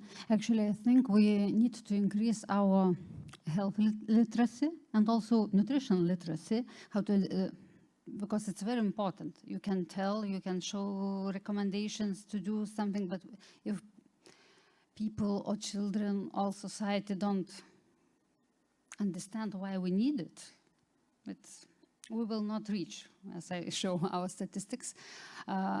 Also, what I think, it's very important, and we should discuss with all the stakeholders and also public, every public group, because they reach different messages, how to tell. If you tell for small child, you should not tell about the healthy nutrition. It's not interesting for him at all, but you can tell you will run quicker or you jump higher, then maybe they listen. For the older people, they're very important, the health. For young people, it's very, as I can suppose, very important, the climate change and the environment. So I think that we should seek for different ways, and I was very impressed about the Danish experience about communication, influences, films, songs, and so on. I'm very impressed. That's really important. Yeah. That's really important to reach the audience, to reach Yes, the people, yes. because information, we have many information, Yeah. all internet, but how to tackle that? Yes. I think that's really a good point in that sort of people are different, are interested in different things. Also among, if you just look at the adult populations, for some people, the environmental and sustainability aspects are really important. And for some, it's completely the opposite. If you say that this is bad for the climate, they will eat it just because they think that they've heard enough about climate, so they certainly will eat particularly what we're saying not to eat. So to that point, I think it was really important in Nordic nutrition recommendations in that the recommendations to reduce the intake of red meat is only based on health. It's got nothing to do with environment. And we've been very clear in saying that we are not saying that you should eat less red meat because it's good for the climate. We are saying that you should eat less red meat because it's good for your health, or it's bad for your health to eat more red meat. And that's what you referred to also in the newest Lancet report. I mean, so it's we have to be really clear about those messages. And then I just want to add that obviously taxation fiscal means is really good, but it's really been difficult to do that because it seems that the industry always finds ways to go around it. But we have now introduced in Finland a sweets tax. In a way, we have the value-added tax of sweets is now raised to 25.5%, which is the general value-added tax for goods in Finland, whereas other foods are still at 14%. So you could play with the value-added tax as well. At least in my opinion, that's a really easy one because you don't really need to have a special tax for good foods or bad foods. You can just adjust the VAT levels. But we are still working on that, and we would like to, at the same time that we have now introduced the sweets tax again in this form, we would also like to have no value-added tax on fruits, on fresh fruits and vegetables. But our finance department is not too happy about that, but let's see where it will end. Thank you, Sebastian. Any questions from the audience? If you have such, please raise your hand. We will jump with the microphone, but our online speakers and online viewers have questions. Let me jump to Danguolė. Danguolė writing just translate.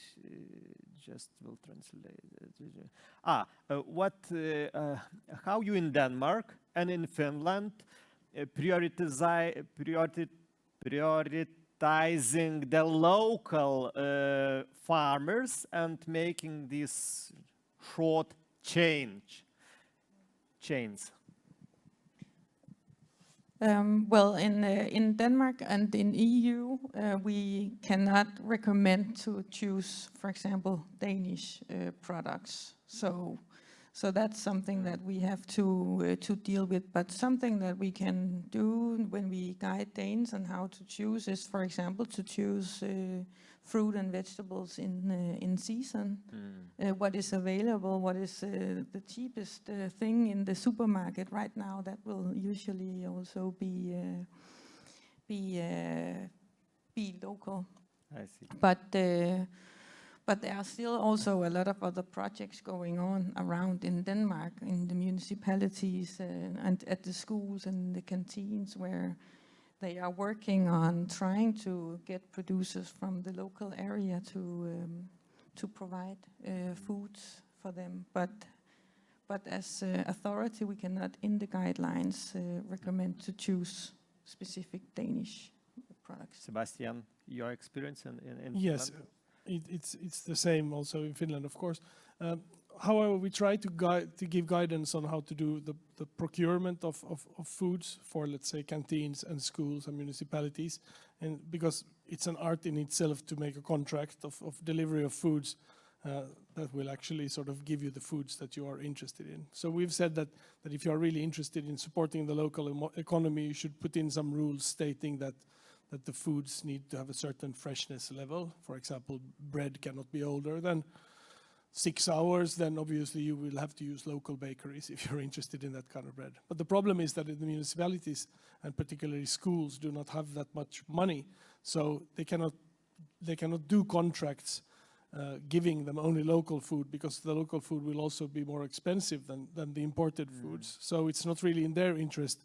I mean, although they say that they want to support the local economy, they don't really have the money to do that all the time. So it's really a balancing act. And we do have to remember that, I mean, from a local economy point of view, it's good to support your local food. But I think it's also clear from the nutrition recommendations that actually the environmental impact of food traveling over long distances, even between continents, is very limited compared to the impact of actually growing that food. So it can be more harmful for the environment to eat locally produced foods in Finland than to import it from, let's say, Africa even.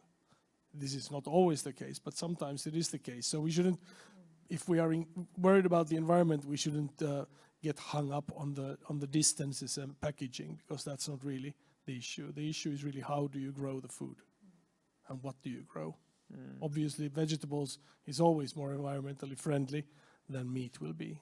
Thank you. Maybe it's not for your ministry, Ieva, but how Lithuania promoting short chains and local farmers, and what situation here? Maybe not for our ministry, but I tell what we have at our regulations for children, for patients, for adults at social houses. We have the recommendation to buy short chain products, also to buy ecological products, and also to buy Lithuanian quality. I can't tell what is the sign, kokybė. At Lithuanian Quality. it means quality. So such a recommendation, not obligatory, but recommendation. Not rule. Yes, because it's difficult to do it obligatory. You should have enough products, and that you should also know what is price for it. It's very high, actually. Some viewers see the problems that the problem of price, because these products are much more expensive. Really? Not necessarily. I think we haven't had a calculation in Denmark yet. Maybe someday we will. What is the actual cost of following the guidelines? But I'm sure that if many Danes would cut down their meat consumption, they would save a lot of money that they could spend on buying fruit and vegetables instead. We eat around, I think, 1 kilo of meat per week on average, and we recommend 350 grams. And also intake of sweets, cakes, sugar, snacks, stuff like that, soda. We eat a lot, so if you would cut down that, you would also have money to buy some of the things we should actually eat more of. Okay. Yeah, I think it's a myth that it's more expensive to eat healthy food than unhealthy foods. Of course, there is sometimes promotions in McDonald's where you seem to get a lot of food for a rather cheap price, but I think this is really relative to, I don't know, to eating really healthy food in a good restaurant. I mean, I think if you make your own food from raw materials, healthy food does not have to be expensive. Certainly, pulses and legumes cost next to nothing, so it's really cheap food when you compare it to any kind of meat. So I really think it's a myth that is promoted by, I don't really know who, probably by people who are not really willing to make that change to a more healthy diet. So they defend themselves by saying, like, look, it's so cheap to buy French fries and potato crisps, so that's why I do it. Obviously, it's cheaper to buy porridge. Okay, any questions if you have? Just coming back to your recommendations and also to the problem we now tackling, I didn't catch any good word about sugar and soda in your presentations. It's really the danger, and how you dealing with child dependence from soda and sugar in your countries. How you solving these problems in schools? Oh, yeah. Well, as you saw on one of my last slides, we just made a new campaign on new materials to show actually the amount, what is the room for. So it's not like pointing fingers at anyone at all. It's actually showing that there is room, but you should really think about how much. And this handful is a new way that we can give more visual guidance that can be adapted to anyone, no matter age and size, because your hand is growing with your age and your energy needs. But yeah, it's difficult. It's also about working with also availability, the environment, our partners, supermarkets, retailers that should also, in my opinion, be more ready to help creating a more healthy environment when we shop. Do you feel some pressure from industry, sugar industry and soda industry? I know that there's being spent a lot of money on marketing of unhealthy foods to children, so it would be nice if more money was spent on promoting more healthy foods. Let me jump to Lithuanian also case. How you, Eva, dealing with these problems of sugar and soda? Let's begin from energy drinks. Actually, we have good practice to tell that we have banned to sell energy drinks till 18 years for children, shops, and also the advertisement is prohibited. It's one thing, but it's for children. And as you know, market is in the single, and children lives in families. So we have banned. They cannot buy energy drinks, but anyways, they saw them and a little bit consume. Maybe it's one of the good examples. Another thing was we have banned some drinks at schools, energy drinks and other soft drinks, sparkling drinks. And we also have set the sugar amount at this, but what I have mentioned in my presentation, it's 5 grams per 100 milliliters. It's a huge amount. You drink all this portion, you know, still. So it's very difficult, and I share the opinion that it's about marketing is something terrible, actually. It's very, very aggressive, and they reach children everywhere. I just remember Singapore ex-Prime Minister Lee Kuan Yew, who's in his memory, his first sentence in a book sounds like this: I'm a great believer in violence. I'm a great believer in bans, maybe. You believe in bans or not? Speaking about the soda and well, we have a few bans even. I think we've had a ban already for 25 years that you cannot have vending machines in school. So that is a good thing. And the children don't expect to find sodas or sweets in school vending machines. But obviously, if the school is in the city, they can go to the supermarket if they are old enough, and they probably do that. We don't really have a ban on energy drinks. A lot of people would want that. We have a recommendation that they should be sold for under 15-year-olds, but it's more a recommendation and not very effective. And but we really treat energy drinks as any soft drink. We are not recommending either one. And we have a soft drink tax on all soft drinks, including energy drinks, which is dependent on the amount of sugar in the drink. But as with all taxes, they are usually quite low. I mean, the reasoning goes that children do not have a lot of money, so even a small tax will be effective. But in our experience, it helps. But you would really have to have a big tax. You should raise the price by something like 30%.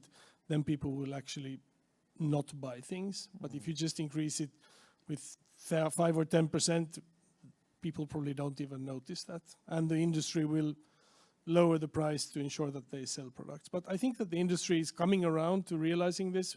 I think we see both in our confectionery industry and also in the soft drink industry that they are creating products without sugar and promoting them as well. So they realize that probably in 10 years' time, people will not consume as much soft drinks, at least I hope not. And then they will have developed other drinks like Coca-Cola, Dasani, and whatever, and you buy high-priced water. And of course, from a nutrition point of view, that's really a good evolution. But yeah, but I just want to say also that with soft drinks, as with all unhealthy foods, at least what we see in Finland is that it's a particular part of the population, the uneducated, the ones who are not doing very well either way. They are also the ones who are consuming the least healthy foods. So it's really a societal problem as well. And it's very difficult to reach this group, which is already not feeling very well. So, I mean, they have bigger problems to think about than what they are eating and drinking. Whereas then the part of the population who are doing well, they have the energy to actually go to a little bit of problems to also serve and consume healthy foods. And last two questions from the audience. If I can ask you to answer blitz briefly to these questions.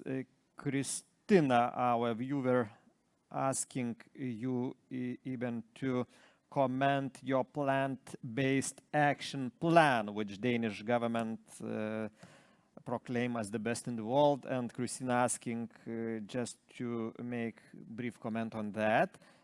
Tina, our viewer, there is a big debate in my community right now when schools and daycare should have some sort of vegan good instead of real butter.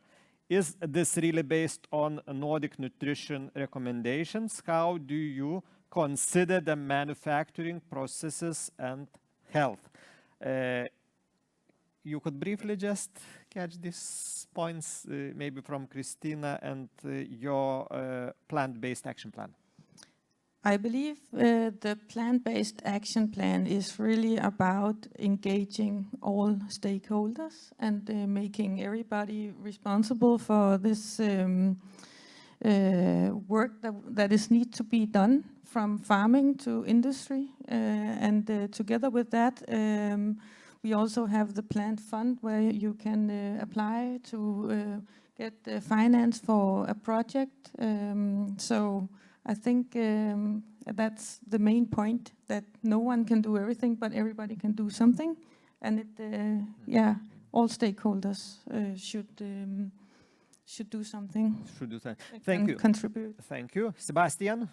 On the vegan versus butter, I think when you look at the Nordic nutrition recommendations, there is not really any recommendations regarding a vegan diet. I mean, I don't think from a nutritional point of view, it doesn't make any sense. I think that a vegetarian diet is probably what you should be aiming for, and that's as far as I think we can go in recommendations. But I know in Finnish schools, you are not allowed to serve butter, or if you want to serve butter, the school has to pay for it itself. The money that comes from the municipality only goes for fat-free milk and fat-free spreads, which is margarine of some sort.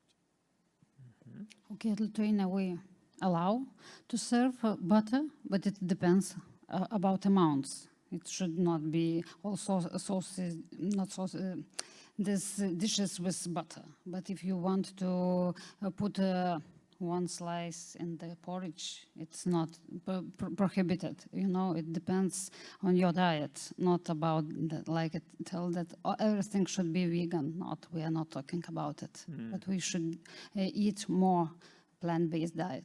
So we have. Sebastian, if I just ask you to conclude, and from that big book, to convert just in one main sentence, what is the main recommendation from your point of view? What is the main message for the society from all that big book? I think my main message would be that you should eat more fruits, vegetables, and berries. I think that most populations in the north, well, now I'm going against the advice, but my feeling is that we eat quite a lot of whole grain, but apparently I'm wrong because it's still a big risk here. So eat more whole grains, eat more fruits and vegetables. I really think that that is the most important thing we can do from a health perspective. And we have just the last question. Do we have coffee Yes, we have coffee now, and mes turėsim tuoj kavos. We will go to coffee break and just half an hour to have relax. Let me thank you for your contributions. Thank you for your presentations. Thanks, Lithuanian, Finland, and Danes for your brief comments, and thank for audience for listening. We will see each other in half an hour.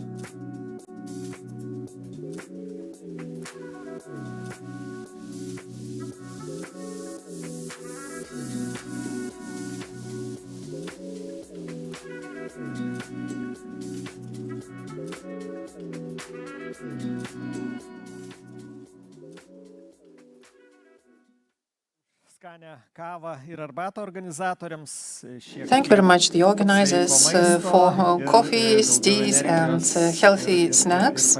Now that we have recharged our batteries, we can go back to our conference. And we are talking about the Nordic nutritional recommendation, how to make societies healthier, happier, and now we're moving towards sustainable agricultural production methods, up until the change of consumer behavior. And it is very interesting for me to hear how these recommendations can be implemented in practice. And our next speaker, Justina Kaučikienė, a farmer from Smėlynė farm, Lithuania. While she's making her way onto the stage, I would like to encourage all the viewers of making their questions ready in the chat box on the top left corner, as I mentioned. So, Justina, you can take the floor. Since I was introduced, I would like to say hello to everybody of you, and I'm very happy that you are interested in healthy and sustainable diet. Allow me to start with a bit of a history, which could be best described with this phrase. First of all, pay the farmer now, or you will have to pay the doctor later. Everything is fine with that. We've been following this principle for the past 5 years with a plant-based diet. And I think that we're learning the hard way. That it is not important what is on your plate, rather than it is important how it was produced, whatever you are eating. And I think it's no secret to anybody of you that now you have to eat more of the same food in order to obtain the same amount of nutritional value.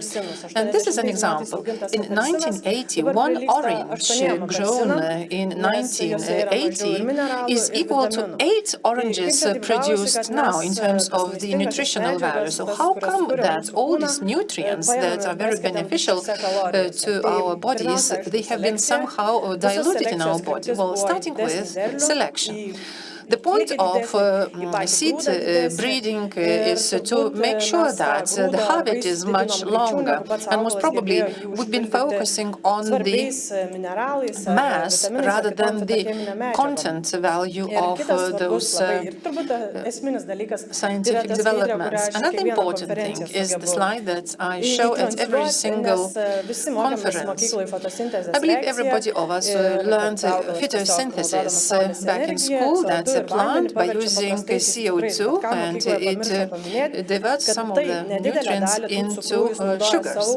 Some of its sugars are used for growth, and the larger part of the sugars, it is the plant gives back to the soil, because the soil nutritional network is in fact the player which makes our food nutritional.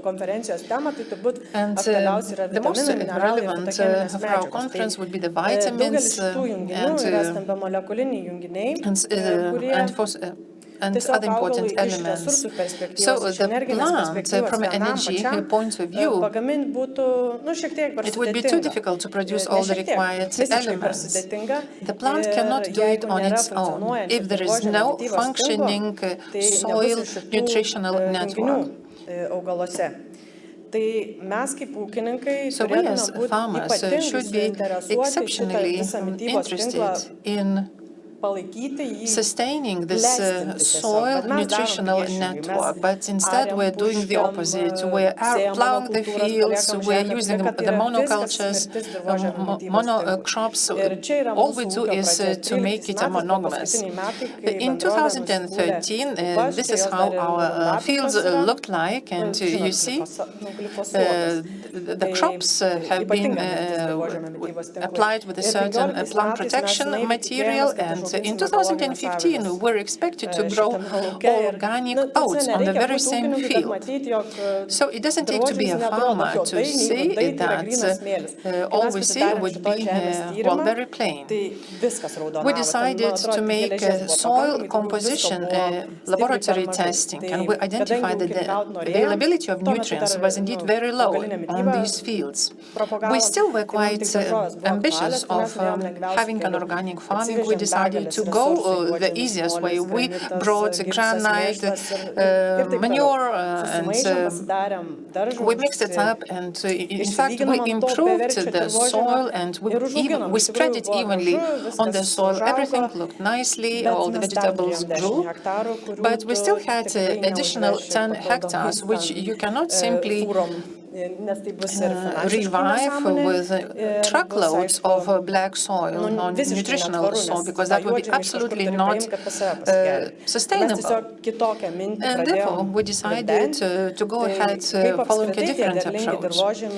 How come that some soils are nutritional and others are very dilapidated and very poor in nutrients? There should be some symbiotic relationship between the fields and the animals being grazed on these fields. We understood that our soil needs animals being grazed on meadows. Just as plants cannot be grown just as we might think that they need to be grown, we have to replicate the laws of nature. We started from chicken first on the left, and you see there was a wheel, a home on wheels for the chicken barn, and so on the right-hand side we were breeding broilers. And we would be moving the same chicken hen house every single day to a different location. And that's how we achieved a very steady nutrition with the help of chicken manure on the fields. And we tried to spread this manure evenly on the fields. And of course, it took a while for our soil to recover, because we can only graze the hens on a very small land plot. So first of all, we started with laying hen and broilers, and we were soon to learn that those three industrial chicken, they don't even know how to do, they don't know how to pick up the beetle from the grass, they don't know how to behave in nature, because they were bred in order to gain meat very quickly. And that is why we decided to go with a different approach. We decided to find old breeds, not manufacturing or industrial type of hen, and then we decided to upscale. And this is how we brought chicken back to where it belongs, because it used to be the fact that the chicken meat is royal meat. It grows a long while, and it is quite expensive to breed. We are no longer selling eggs, we only use it for our own consumption, because the society is not yet ready to pay the right price for the chicken raised organically. So I believe that society is not yet up to the challenge to pay a higher price. And then, moving from chicken, we decided to graze cows on the fields. So what we managed to achieve? We achieved a very even and consistent grazing of the fields, and the cows were forced to eat whatever they had on the table, meaning on the fields, be it some more nutritional grass or less delicious grass. If you graze your cattle on too large a field, then the cows, as human beings, they are very choosy. They are not going to eat all sorts of grass. They're only going to use the preferred type of grass. But they have to eat everything according to our principle. So these pictures show the result of 4 years of cattle grazing on the fields. And we see how more efficient photosynthesis on the right-hand side picture is like. And it was all thanks to using cattle grazing on the fields. So we saw that cattle can do a very good impact on the revival of the soil. Now I'm going to go back to the topic of the conference. Well, the fact that we have to eat a very diversified diet, I think everybody agrees to that. But I'm wondering why all of a sudden not the same principles are applied to cattle or chicken breeding. Pork and chicken are grown on maize or soya seeds. And what kind of results can we expect from this chicken or pork, which have been basically they are in pre-diabetic condition before they are slaughtered. They are obese and they are not healthy. And then we eat the same meat. And so we believe that we have to get rid of this meat. And that is a product which humankind used to eat for thousands of years. And that is a wrong question. By the way, we have to answer ourselves the question, what wrong have we done to the meat that it is no longer as nutritional as it used to be? We cannot condemn the entire meat as non-sustainable and not healthy. I would challenge this notion. I believe that our cows are being bred following exactly a different process. We have permanent grasslands, and they belong to the territory of Natura 2000 protected areas. So they eat whatever comes their way, and all those strange and funny plants that we can find in a normal grassland. What we spotted from our experience is that cows didn't fall sick throughout 5 years, and we didn't need any veterinarian visit. It is a well-spread practice in cattle breeding just to get some anti-pest medication, and we never done that because that is absolutely not necessary for a healthy cattle. And our grazing doesn't look like a very usual one. You can hardly see cows being grazed on grassland covered with snow. We grazed our cows last year until the 7th of January. And then we moved on to feeding cows with some build grazing.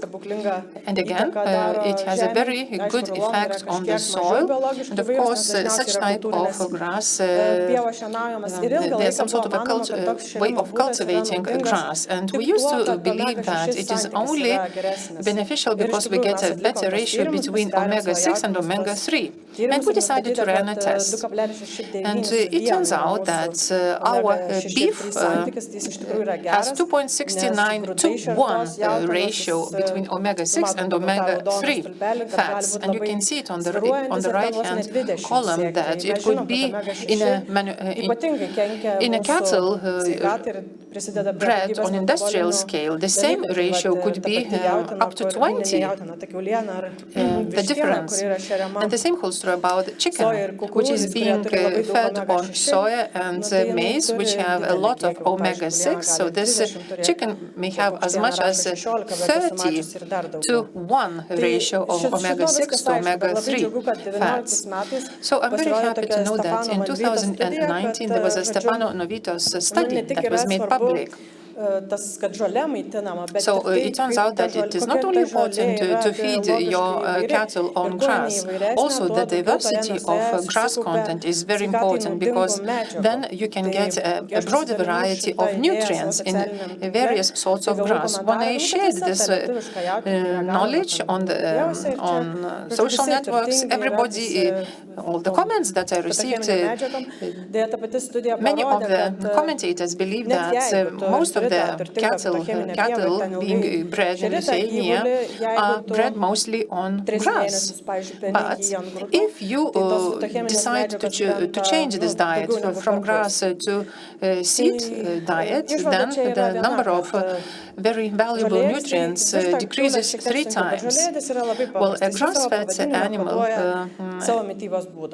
basically, it's a grass eating animal. So cattle has to eat grass and that's it. And then the meat is going to be much better. We have to think about organic and climate change as well.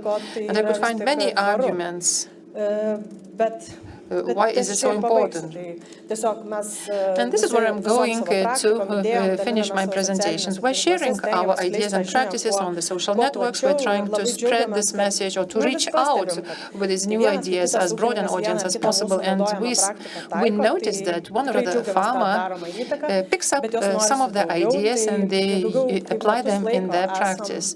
For the past year, we are member or one of the founding members of European Organic Farming Alliance, and there are more than 60 farmers belonging to that network, and we have a common goal. First of all, we want to protect regenerational farming from greenwashing. We don't want to destroy it as organic farming was destroyed, and that is quite an abstract ambition. And one of the important aspects is to impact the EU Common Agricultural Policy. And the idea behind is that our subsidy system should be changed. We shall not pay for any fields which have been planted with some crops, but we're not talking about the First World War or Second World War. And I think that we have enough of food on our table. What we have to focus would be on the quality of the foodstuffs being produced on our fields, and that is the idea that taxpayers should subsidize farmers for something that they do for the common good, such as carbon capture or for better photosynthesis on our fields, because eventually our food grown on such a field is going to be much better. So I even managed to save some time. Thank you very much, Justina. If you could stay on the stage, maybe somebody has a question from the audience to Justina. And I still need a mic from the technicians because everybody is going to hear us, but we shall not forget about the online participants. First of all, thank you very much for a very splendid presentation. What did you mean when you said to save the fields from greenwashing? What do you mean by this? I want to take, what did you mean by this phrase? Well, what I meant to say is that organic farming has a certain standard. What there shall not be in certain foodstuffs, for instance, certain chemicals shall not be there. Whereas regenerational farming is not so much about what shall not be there, but what shall be contained in the food, and it is very much context related. Let's say a certain certificate, and within our community, in this alliance, we are thinking about certification, and that is quite a difficult thing to do. And as soon as it becomes difficult, then various corporations may use the term that we are in favor of regenerational farming, but once you take a closer look, there is no such thing as regeneration farming in these farms. And if there is no result of such activities, then somebody might even think that there is no just talking, but no real acts.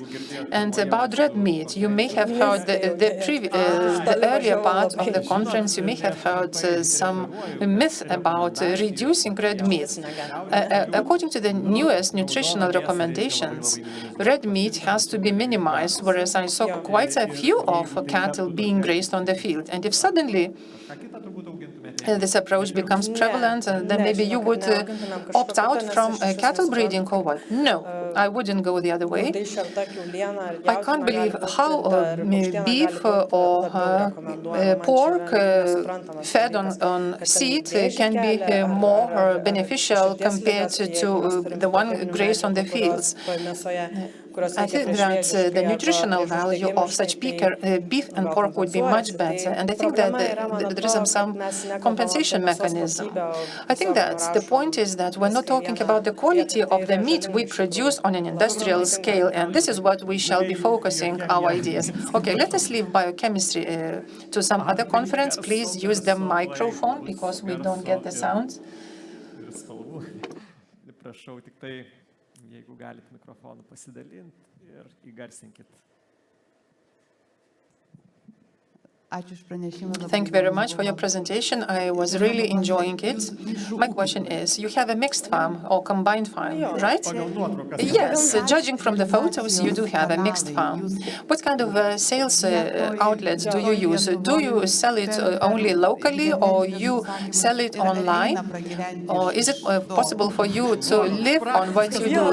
Is it possible to earn your livelihoods on such type of farming? Justina, can you survive on your new way of farming? Well, I have to admit that we are still a growing farm. I will have to answer that question myself. I think that a person eating meat has to have a contact with reality, how this meat ends up on his or her plate.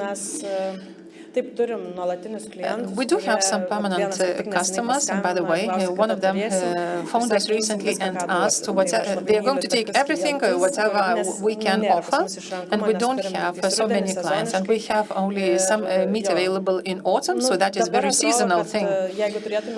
So if we had more of such meat, I think I would be able to survive on that. So far, we need to scale up our production. Now we have 65 heads, and this herd is yet too small. And how much land do you have? 10 hectares. We declare 30 hectares, and then we use also the slopes of rivers. And then, you know, even people start asking us to use our cows as a mower machine, you know. So we get additional pastures for free from the locals who don't want to cut grass. We have some locals, we have some neighbors who really insist that they are the first in line. Justina is going to stay over so that we can contact her. Justina, thank you very much. So you can take your seat in the audience, and then later I'm going to invite you to the panel discussion. And now I would like to invite our guest speaker from Latvia. Ozola, she's from Latvia. Ekologinio rajono strategija skirta tvarumui, sveikam maistui regione skatinti ir pirmasis ekologinis regionas Baltijos šalyse, Gaujos nacionalinio parko bio regionas. Lasma, the floor is yours. Thank you for coming. Thank you for inviting me. It's a pleasure to be here. Firstly, I have to confess why, because I don't come very often to Lithuania, but my mom's family, when she was 6 years old, they moved to Riga. So one part of me is Lithuanian, has a Lithuanian root. It was at the border now from the Nervosity. I cannot remember the place, but I will tell you later. Okay, and thank you, Justina, because you made a very good foundation also for my speech. I am Lasma, and I'm a part of the small NGO Greenfest. This is a civil society initiative. We started this idea to develop bioregion in Latvia. And I will explain you in this presentation what were our reasons and how we see that not only the food system has to change, but agriculture system as well. And we see that the bioregion is one part of this strategy, how to change the food system and agriculture system.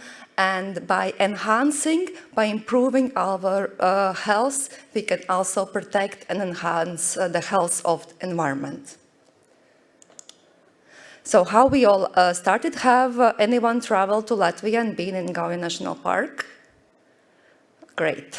Okay, then maybe you definitely have noticed, and I invite everyone else to come to Latvia and visit this beautiful place.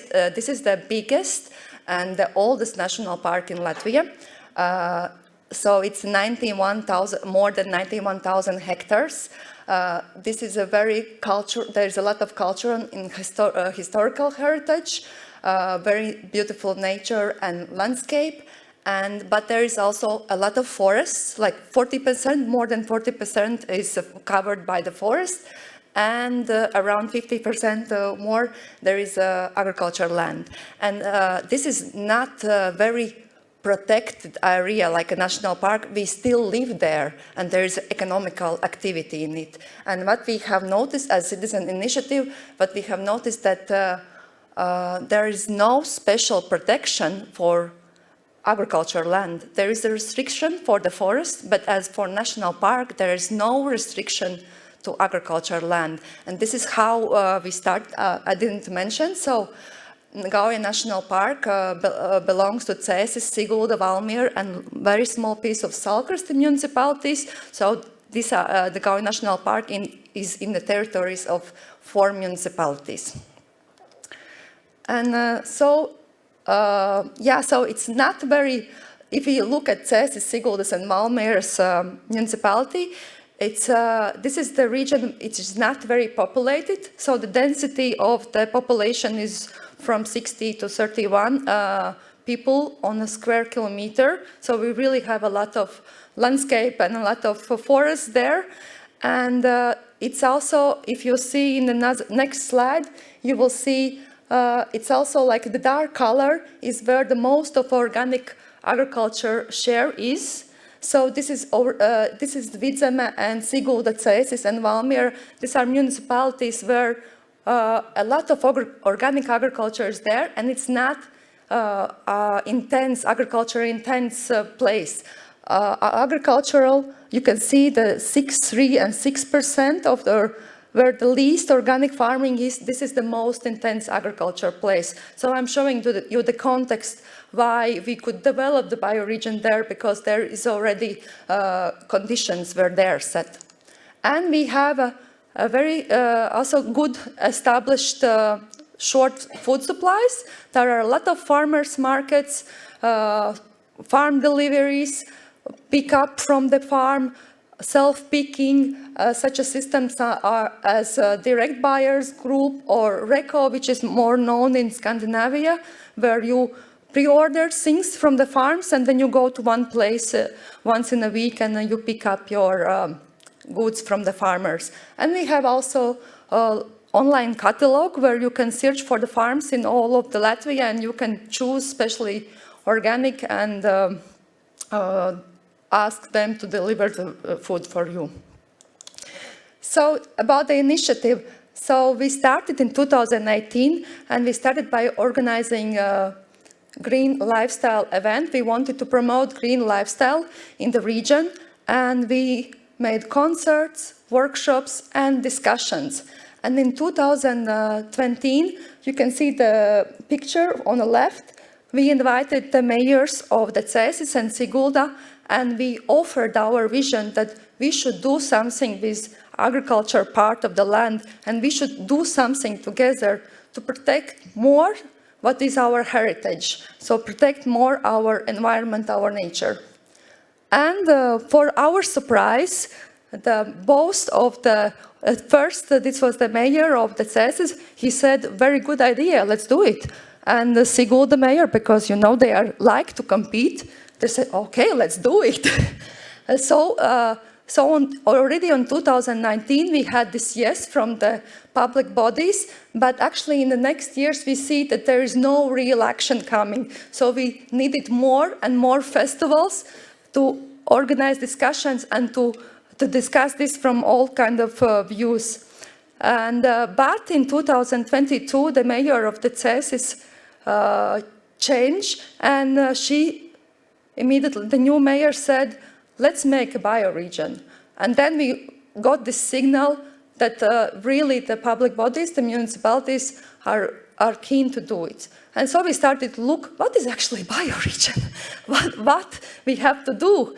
And we looked at Europe, so we look at the strategic documents, and there is no guidelines at the EU level what you have to do to develop bioregion, but in Action Plan for the Development of Organic Production, you can find in Action 42 that the Commission encourages member states to support the development and implementation of biodistricts, because each country has the same 25% of organic share by 2030.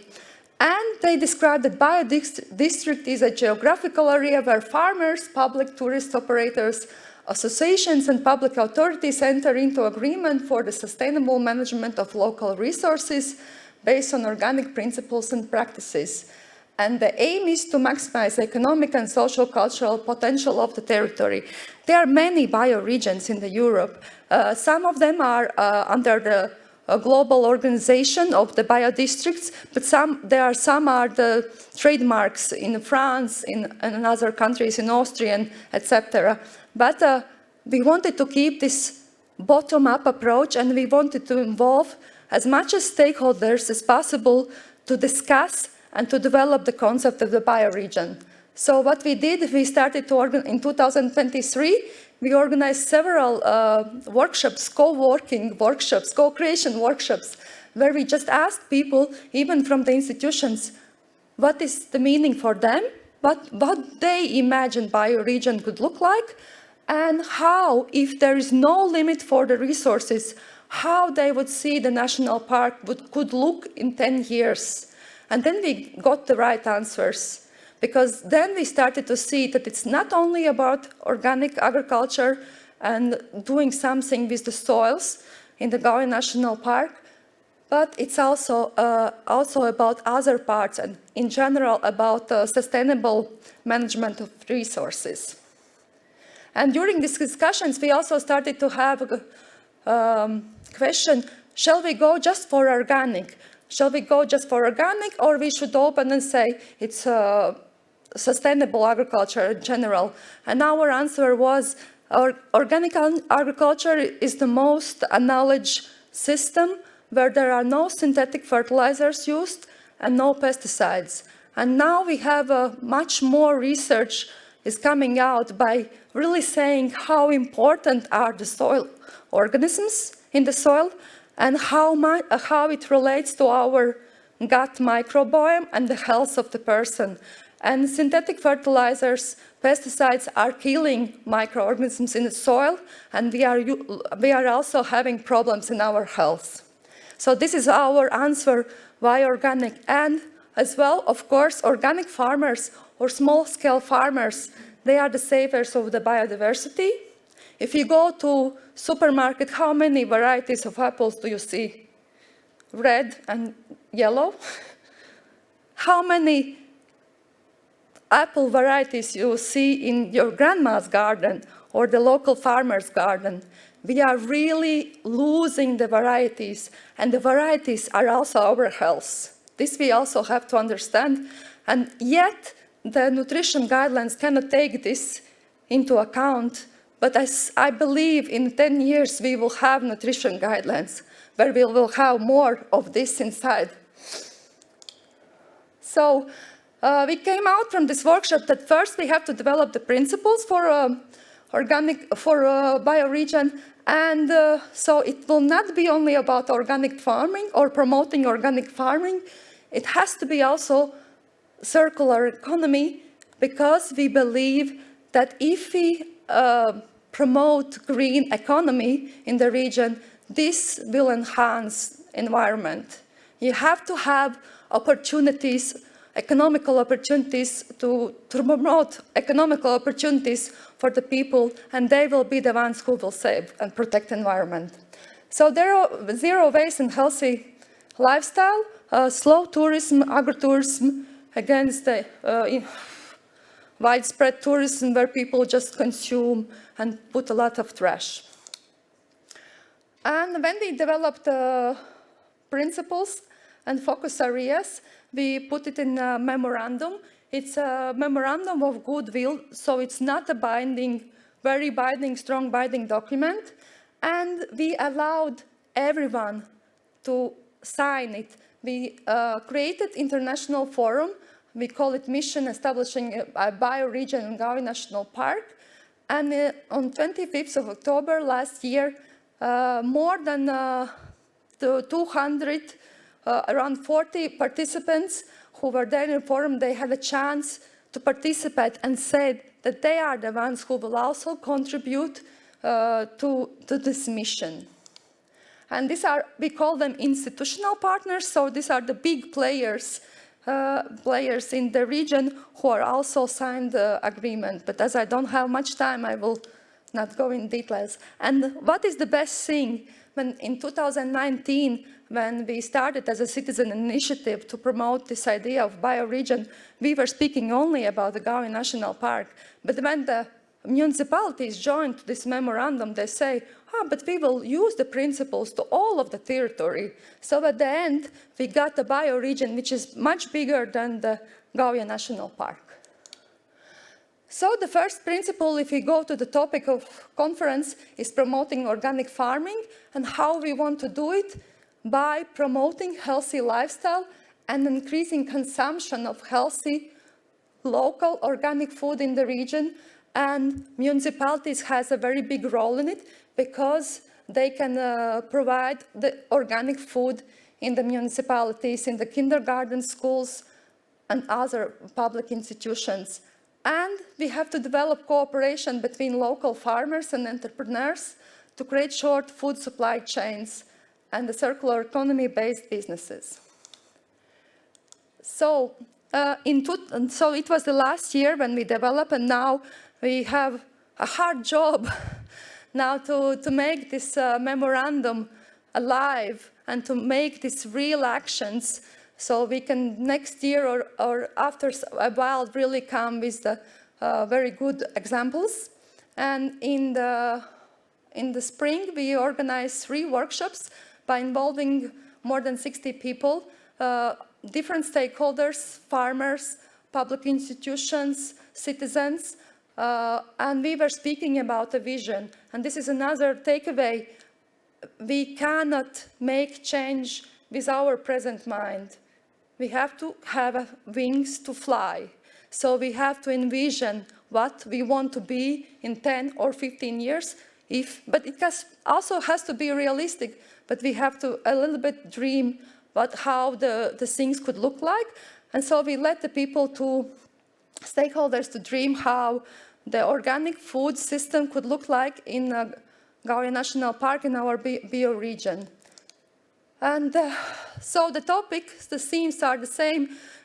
So how we should tackle, we should look at the household level, we should look how our restaurants and cafeterias could look like, and how to make organic produce in public places, in canteens, how we have to speak with the supermarkets, supply chains, and food processors, and how they should look like if we want to have this healthy system, how the agriculture should look like, and what are the needs of the farmers, and how their challenges could be solved. And then, of course, the governance, how to put all of it together.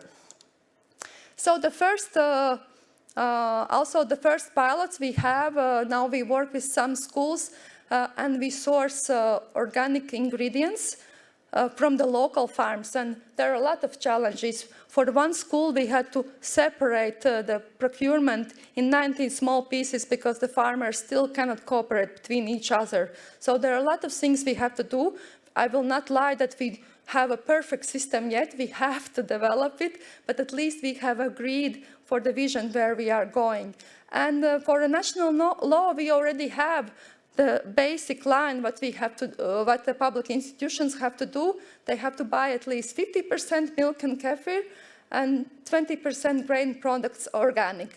But in bioregion, we want to set up a higher ambition to go over this percent and to source from the local farms. So this was it. Thank you very much for listening. And yeah, I hope I can give you inspiring example how we can really promote people's health and at the same time protect nature. Thank you. Thank you so much. Thank you. Thank you. Last minute questions. Briefly, yes. Just a minute.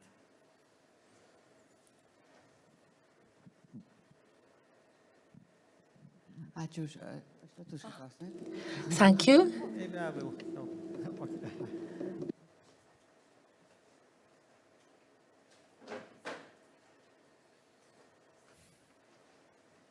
No, viskas po ranka.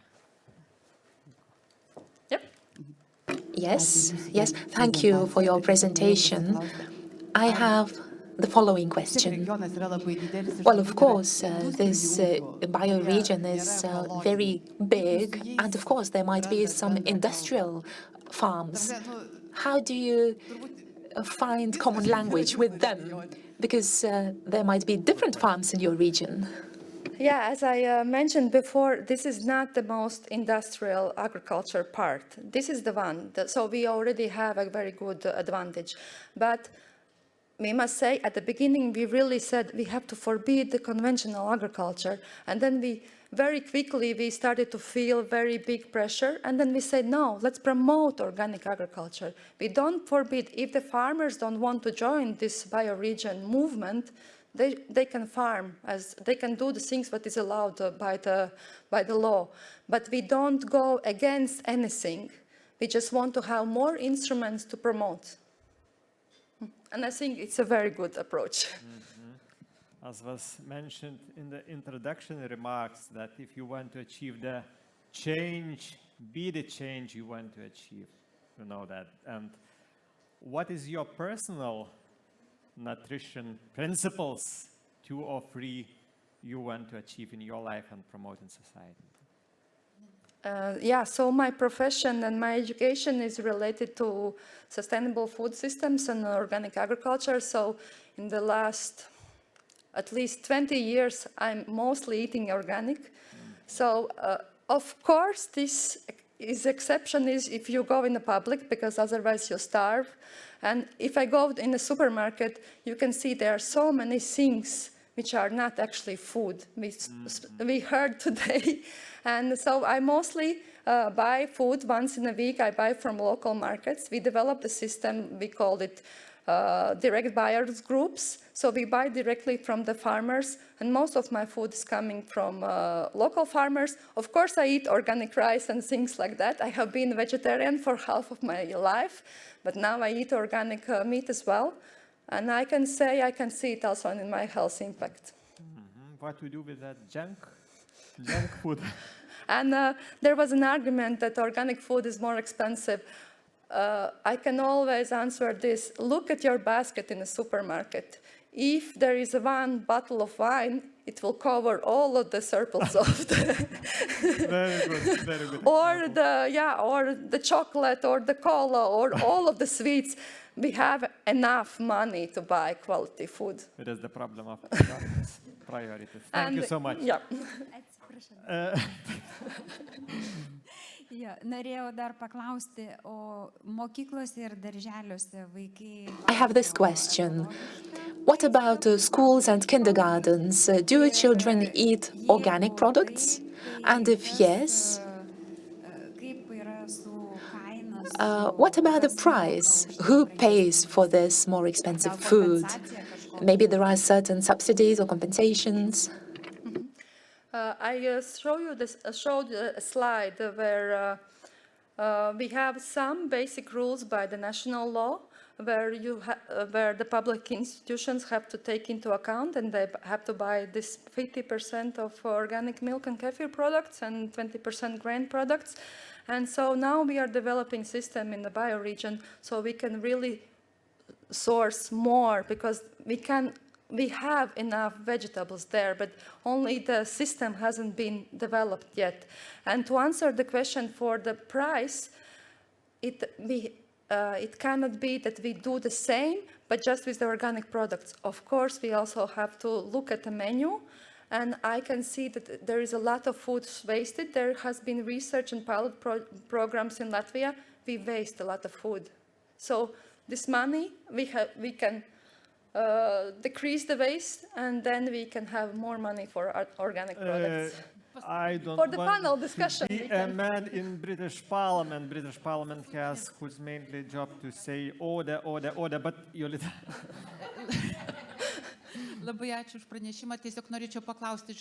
Thank you for the presentation. I have the following question. I know that you have the national food quality system, red and green spoons. Could you please comment on this? Is it popular, and what is the situation with the organic foodstuffs within the system? So red and green spoon doesn't show the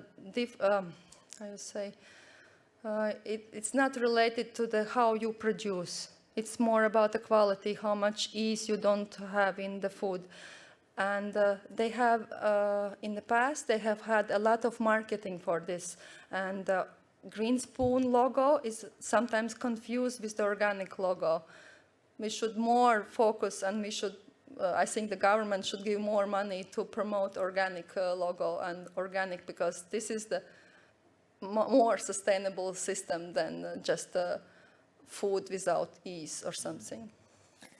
Thank you, Lasma. Thank you so much.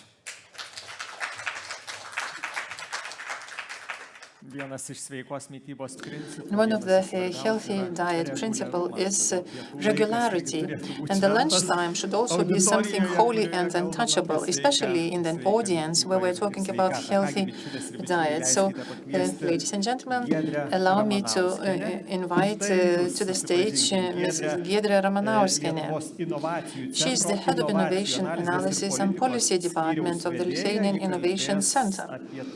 And the topic of her presentation would be the practices for developing sustainable food systems. Hello to everybody. I'm very happy to be here speaking in front of you after hearing so many inspiring presentations, and some of them were quite exceptional, especially in terms of figures and statistics. And now that I can make a presentation of an initiative that is run by the Lithuanian Innovation Center, and that is a Kismet project. And one of the formats of such project is Coffee with Kismet. So I would like to start from the fact, what is the relationship between the Lithuanian Innovation Center and sustainable food systems? First of all, we're a non-profit organization active for 28 years already, having more than 1,000 clients, and we have already implemented over 100 international initiatives. And one of the goals of the Lithuanian Innovation Center is to promote green, social, and digital transformation in the country. We present recommendations, we consult public authorities, policymakers, and businesses how to implement this transformation and how to help them do it. And we often do this, and we often present these recommendations on the basis of foreign practices by way of participating in international partnerships where we draw a lot of inspiration from, or good examples of what works well or what doesn't work well elsewhere. So today I would like to speak about our initiative, which is titled Kismet. That is an international initiative. Its purpose is to give support to local and regional authorities which have to deal with circular and sustainable urban development challenges. And this initiative involves 13 partners from many countries, including Germany, Denmark, Finland, Sweden, and Latvia. And I already see some of the participants of this initiative within the audience. The partners of this initiative are municipalities, various technological parks, clusters, business support organizations, and many stakeholders. So within the framework of this international initiative, we've been implementing a discussion forum which is called Coffee with Kismet. And that is a platform of distant events with the purpose of building sustainable food communities in order to exchange best practices of what has proved to be well working or not working. And I'm very happy to see within this audience a colleague from Denmark and from Latvia who have already participated in this format of Coffee with Kismet, and they already introduced their practices. So within this framework, and basically this is an hourly event. Then we grab a cup of coffee, we got ourselves connected online, and we exchange we exchange best practices or bad practices also. This initiative has been running for the past year, and we have already learned about 12 best practices from many countries, from many partner countries. For now, we have 360 participants who are involved in such a type of distant meetings, and there are somebody connecting from India or Japan as far as that. So what is good about it, what is nice about it, is that we are planning to issue as a single publication, which would introduce to all the best practices that we have learned throughout the year. What I would like now to do, because everybody likes to get some visual information about practical examples. So allow me now to illustrate my talk with some practical examples. And these are the practices that I was really myself very much positively amazed. And one of them is the Finnish pori tomatoes. What is Poris? That is a town in Finland, the size of Panevėžys, which has the largest ever greenhouse of tomatoes in Nordic countries. What makes it so exceptional? Because this is an organic greenhouse. And what makes these tomatoes so exceptional compared to others? Usually, the tomato supply chain is a very long and a complicated one. And we usually get them from Spain, from Greece, or even further away from more distant countries. They are picked up while they are being green, and then while they're being transported, and then they are also transported to some logistical warehouses where they are kept up until a certain moment, and when the time comes to deliver them into the supermarkets, they're taken there where they ripen up in supermarkets. What makes these tomatoes of Poris exceptional is that they're being picked up once they are completely ripe, and they're absolutely delicious, and they're being transported from the manufacturer to the consumer. There is one single stage when they're being transported immediately, not to the warehouse, but to the supermarket directly. What allows the Finns to ensure a short supply chain, high quality of the product, and most probably the least possible environmental impact?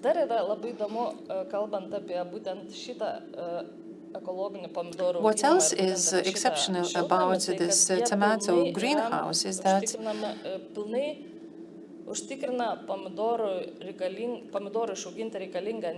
because they get the energy input from the renewables. For instance, to heat the greenhouse, they use surplus energy from district heating in order to heat the greenhouse. They also use for watering only rain water.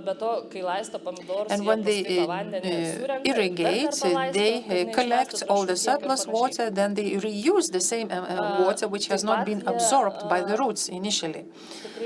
So there are no loss in nutrients, no loss in fertilizers. They are also using organic packaging. And it is fully in line with their concept that tomato growing shall not be harmful to environment, and it shall be as sustainable as possible. Another good example, a good practice example, which is quite an inspiring one. Well, my clicker, it works, and that is the German Hamburg's food port. And during the coffee with Kismet, it was introduced as a best practice example. And that is a food startup accelerator. It all started in Hamburg port facility outskirts, and that is a one-stop shop center where local food producers, local food startups, the ones who are growing innovative foodstuffs, they can use the common spaces for validation and testing purposes. They can also, these local producers, they can also use the common space for storage of foodstuffs and some processing. And this startup accelerator, the food port of Hamburg, is very much conscious, environmentally conscious. They decided to build the entire ecosystem, and they're helping innovative food startups. by way of pooling the innovational community, and they using also the principle of circular economy. They process foodstuffs or foodstuff waste for some sustainability purposes. One more example of a good practice. The clicker doesn't work.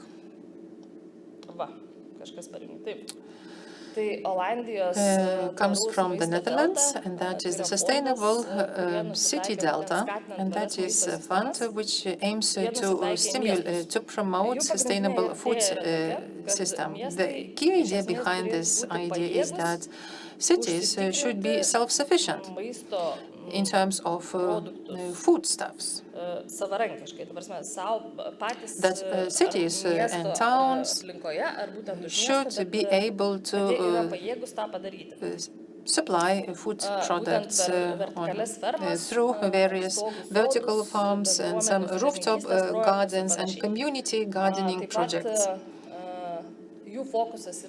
And their focus is on the newest technologies which could help utilize the unused infrastructure for growing foodstuffs.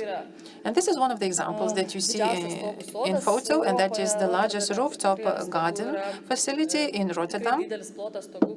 And you see quite a few such rooftops where vegetables are grown. There are even beehives with all the pollinators there. And also Singapore Sky Greens also use the vertical farms concept that are later used and consumed by residents.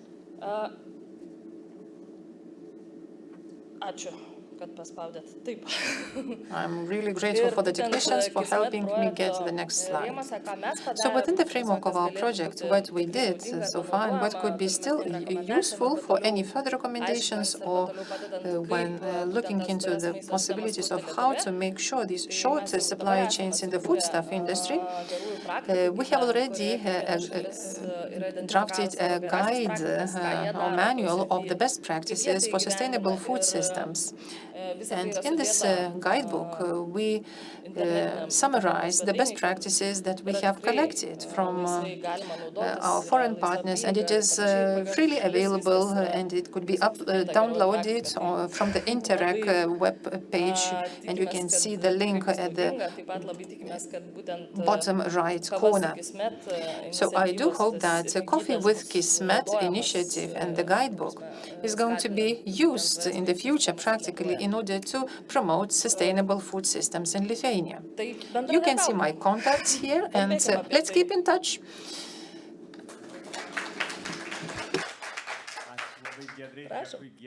Thank you very much, Giedre. Are there questions from the audience to comment, to reflect upon? If not, then we are moving towards a more interactive part of our conference. So I would like to ask Giedre to stay on stage. And to join me on stage, I would like to invite Lasma Ozula and Justina Kaučikienė. And also, I would like to invite everybody who are following us online to be active, to raise your questions from what you have heard so far, or maybe what has been omitted and you still want to get some additional information.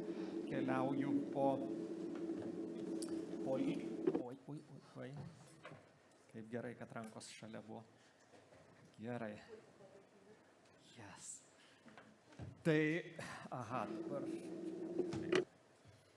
Tai vis mane žavi, ypač dabar galvoju, Šveicarija. Well, I'm fascinated by Switzerland, for instance. I've been traveling by car there, and there are lots of opportunities for self-service. For instance, you are driving through a village, and there are people selling apples or plums, and nobody is there, but you can buy and pay yourself. So this is great trust, and this is a highly important part of the culture. And in Lithuania, I'm also saying to my friends or neighbors, if you have some apples left, just leave them aside and outside, and maybe somebody will come and pick them. So how should we encourage those things that you've talked about and those things that were discussed in the first part of this event? So the essential point is, what should we do? Because there are many solutions. We've been talking about marketing, social advertising, and at least this audience has a lot of information. But I have a friend, a doctor and medical doctor, and he said that for him, the most difficult it is to see the blind people. Well, he meant that those people know everything, but they behave as if they were blind, and they are harming themselves. And it is very important for you, Justina, for instance, that you know everything, while another person is blind in this sense. So how should we achieve this communication? Well, of course, every one of us can choose certain things, but if you don't have many things on offer, you cannot choose those things that you want. So I think that we should try to achieve the change in the subsidizing systems, because I will tell you an example of my own. For instance, we are breeding beef with minimum financial inputs. We don't have even a tractor as farmers. We have minimal costs, but this way we are fighting the price of a cow raised on grain. But since the grain is being subsidized, it is cheaper, and the animals that are fed on grain grow faster, etc. So we've been speaking about things that are related to the price of organic food, but we tend to forget that this cheapness is created by subsidies. So my major idea is that we should change the system of subsidizing, and then we would have more prospects. And you would have more competitive opportunities. Yes, and the price would be real. And we would see then that probably the organic vegetable would be cheaper, and subsidies are distorting the picture. Well, some of my friends are wondering about the production of electric cars in China when the input of labor and materials are much more expensive there, but maybe because they have much more aggressive subsidizing system. Well, let me react, because we have a lot of experiences of traveling through the Lithuanian regions and looking at the situation there in promoting sustainable nutrition and short food supply chains. And I am missing a certain assumption of leadership and responsibility. And we can see that very vividly, because sometimes people are looking at municipalities and saying that they are receiving certain subsidies, as it was mentioned. So maybe certain financial measures should emerge, certain regulations should emerge, so that organic catering would appear in kindergartens, etc. While municipality employees say that nobody is forcing us. We don't have this push from the part of the society, so why should we make any effort there? Maybe parents should try to feed their children in an organic way, etc. So I believe that, first of all, we should speak about the assumption of leadership and responsibility, and each person should assume this responsibility to do their utmost so that this would be implemented. Well, Carl Gustav Jung, psychiatrist, said that nothing would change in the world until the thinking and mindset of a single person would change. Lasma, what do you think? Yeah, in a perfect world, we have dietary guidelines, no sugar, no alcohol. Let's forbid it. In reality, it will not happen. So I am the big believer of the local small solutions. And this is it can have a snowball effect, but to start, it's very slow. And most of the things, it's like too slow, but we don't have any other chance because it was mentioned here, we need a hard law, but this law will only happen when the majority of the public will ask for it. So again, leadership, I agree. small ideas, and the smart people or the smart government, the small at the municipality is the one who is seeing these initiatives, because we all have to change, but the system is going their own wheel. So we have to promote these alternative things, and at one point, hopefully, there will be a tipping point. Even no glass of wine? You can have a glass of wine, preferably organic. Thanks for your optimism. From Latvia. Let us take a look to the questions. Leiskit pakviesti pasižiūrėti klausimus. Let us look at the questions. Virginijus writes us the question. You, Justina, are promoting regenerative farming. What is its advantage compared to organic farming? Tai aš jau minėjau pristatymo metu, kai klausimą gavau, kad ekologija ji yra apie tai, ko nėra maiste. Bet pavyzdžiui, jeigu vėl savo pavyzdžių jautiną, mes galim turėti ekologinę jautiną, kuri lygiai taip pat buvo šerta grūdais. Tai tik tais ekologiniais grūdais. Ar tai žolėdžiui naudinga? Aišku, kad ne. Tai regeneracinė žemdirbystė yra daugiau apie tai, nieko nėra maiste, o apie tai, kas ten yra ir kas ten turėtų būti. Ir natūraliai gaunasi, kad, kaip čia taip išsireiškus, kad gaunasi aukščiau, nes ta regeneracinė žemdirbystė aukščiau gaunasi dėl to, kad jeigu tu naudosi chemiją ar visas blogas praktikas, tai tau niekaip nepavyks sukurti to maisto maistingumo. Tai if you are using chemical products, you will not achieve this effect of the regenerative farming. And the organic farming is about those things that are absent from the food, while regenerative farming is about those things that are in this food. And organic farming just restricts the use of certain organic materials. Let me also note that currently we have a lot of buzzwords, and a man on the street simply finds it difficult to understand the difference between organic, regenerational, etc. And it's difficult to understand for a simple person what are we meaning while talking about these things. I would say that people could even become depressive. Yes. Last one. Unfortunately, I didn't hear the majority of the translation, but I want to a little bit reflect, because there are certain rules, and it's written by EU, what is organic agriculture. And if you look at the principles of organic culture, these are the same as in regenerative agriculture. The question is, what is the minimum?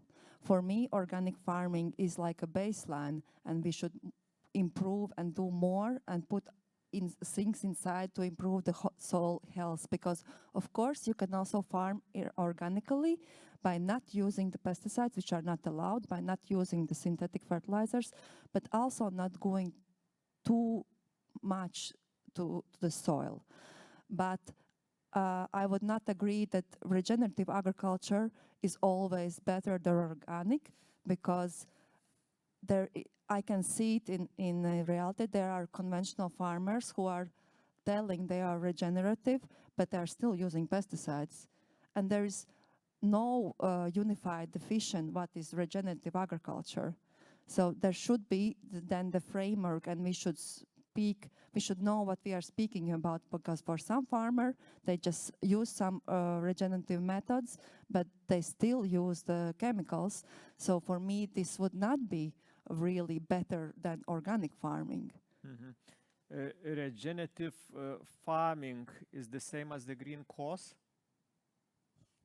No. No? Now we spoke about sustainable farming. Now it's about, no one speaks about sustainable farming. Now we speak about regenerative farming. For me, I will not,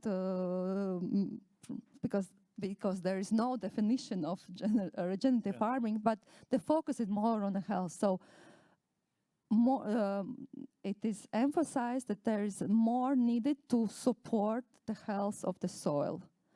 And so there are practices that support the health. But sometimes regenerative farmers, they say they are regenerative, but they still use the Roundup. They still use, for example, they are using no-till methods, so they are not turning the soil, but they still use Roundup to get rid of the weeds. And there is no unified definition, so how can we say what is regenerative? You have to be very good in agriculture to understand the differences, and like the literacy is still not there. Consumer cannot understand if it's a greenwashing or it's something really good.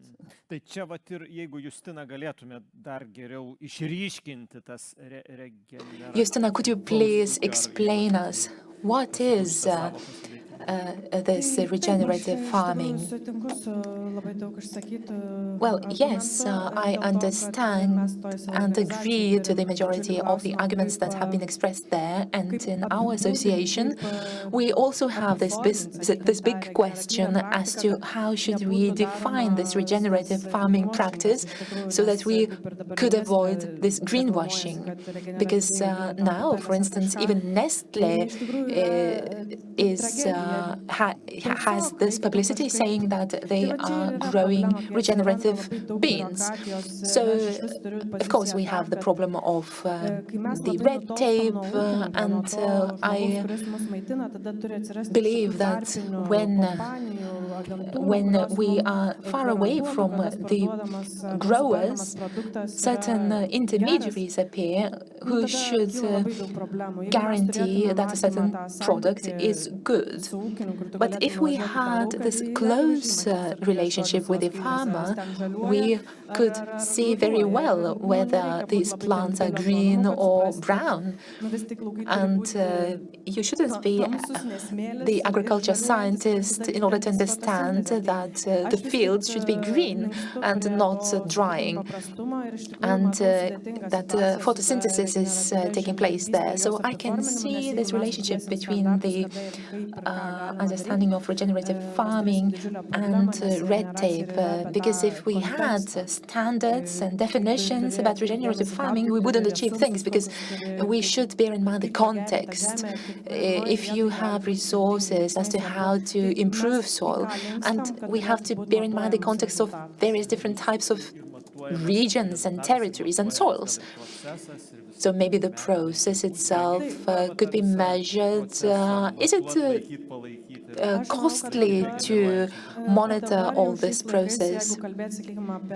Well, currently, we already have satellites that are measuring the greenness of the fields, and we can measure the photosynthesis levels there and allocate subsidies based on that. Bionutrient Institute is carrying out a very good thing. They are using infrared rays, and they are scanning vegetables or fruits. You can use even your mobile phone for scanning this, and they can see the result. And I believe that we are going to have this technology. It is feasible, and then it won't matter for you any labels. You will be able to scan the product itself and see the value of it. Now, reacting to the comment about chemics, if you're using chemical products, you are killing the soil organisms, and your food is not nutrient there. So we would be able to catch the so-called regenerative farming imposters this way then. Well, let me also react. It is important for us to speak about short food supply chains. And that's why it is very important that consumers have contact with the local farmers so that they could see the actual situation on the ground. And there should be the contact with producers, and this chain should be as short as possible. So it's highly important to buy from local farmers. Dear friends, maybe you have some questions or comments, reactions. How should we promote a higher level of quality food and agriculture? And well, if you don't have questions, then I'd say that I'm a consumer. I go to the shop every day. I'm buying cheese, milk, beans every day. I'm buying vegetables. I don't yet have a scanner that could tell me as to how those things have been produced.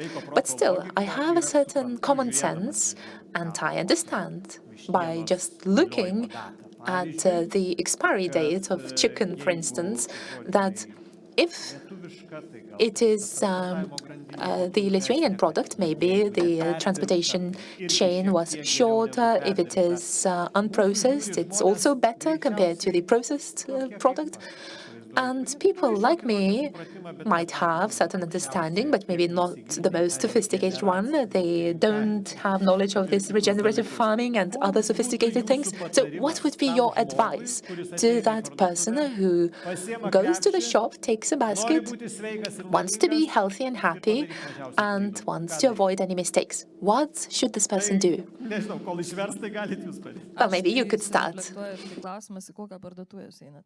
Well, my question, counter question would be, what is the shop that you are choosing? Well, I'm going to a supermarket, let's say. I would suggest you to go to the market.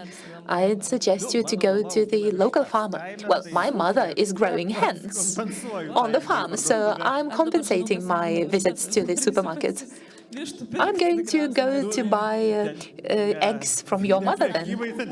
Well, of course, they're not for sale. They're just on a very small scale. I don't need queues at the door of my mother's. Well, okay then. In principle, at least 50% of production that I buy is local production. And I'm very conscious about choosing places that I'm shopping in, starting with meat and finishing with vegetables. And how do you choose? Well, first of all, we are buying from farmers.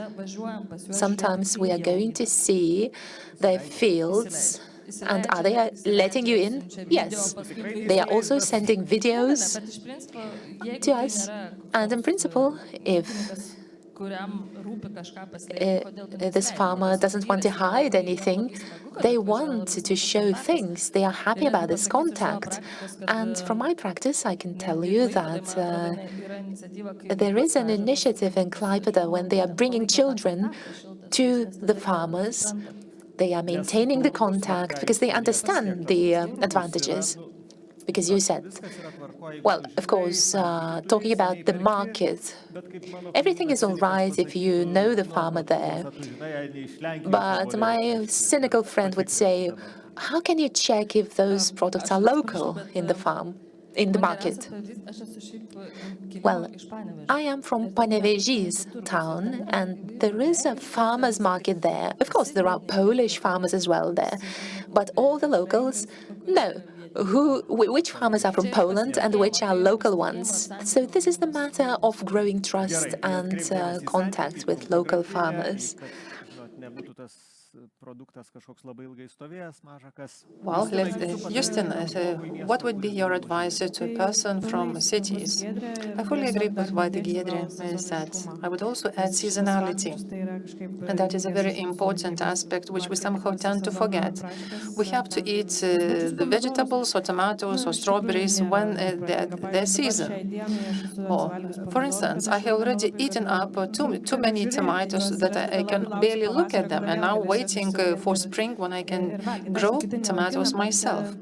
Of course, not everybody has the luxury of growing your own vegetables, but you can still find the locally produced tomatoes. You don't have to buy tomatoes in the middle of the winter. You can easily eat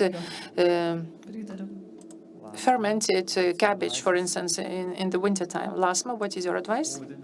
My question back would be how much this person wants to change or to give incentive. Because if there is no incentive, I just want to continue to go to the same shop and buy the things, then the book of the guidelines. So he takes the book and he follows the dietary guidelines. If he is ready to invest a little bit more his time, he can check what kind of farms are offering the deliveries, and he can go to organic market or some kind of farmers market.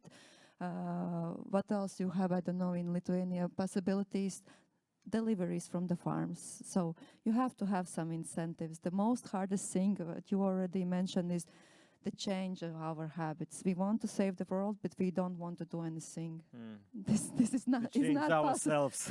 this is not possible. So what kind of change incentive we want to do? What is the little thing that we do daily to improve? Could you borrow my microphone? Oh, we have questions.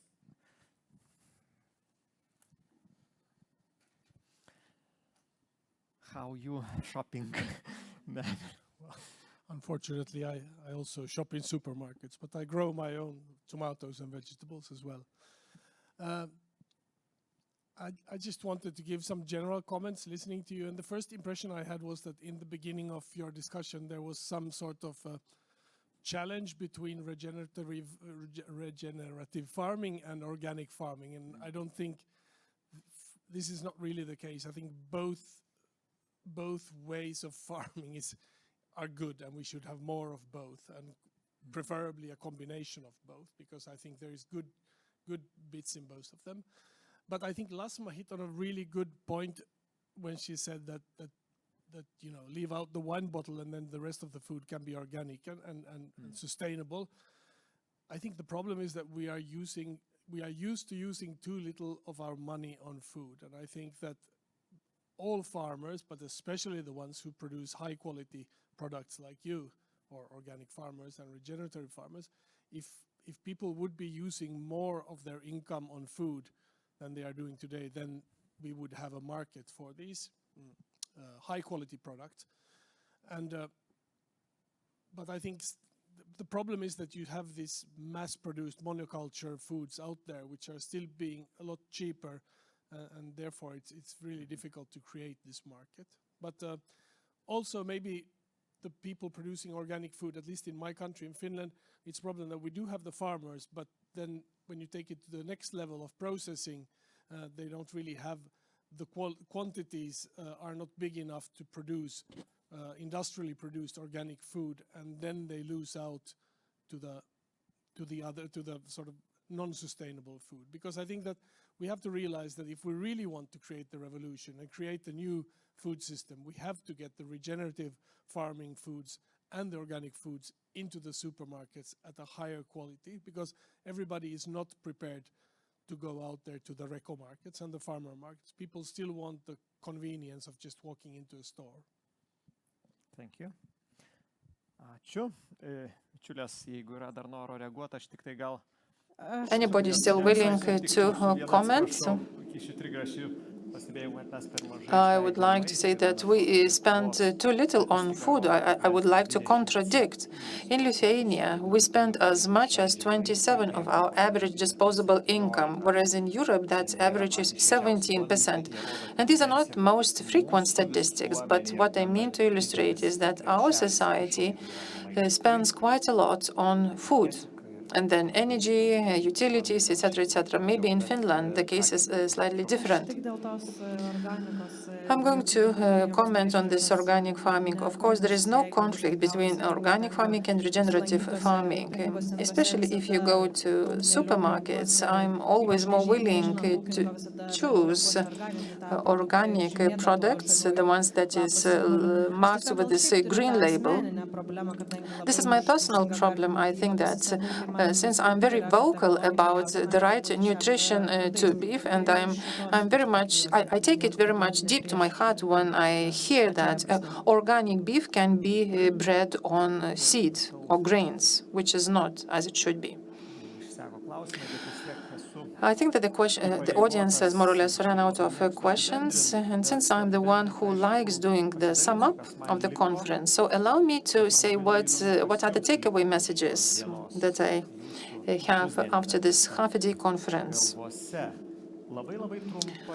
Very shortly, I would like to ask the ones present, maybe in a sentence or two, could you please answer my question?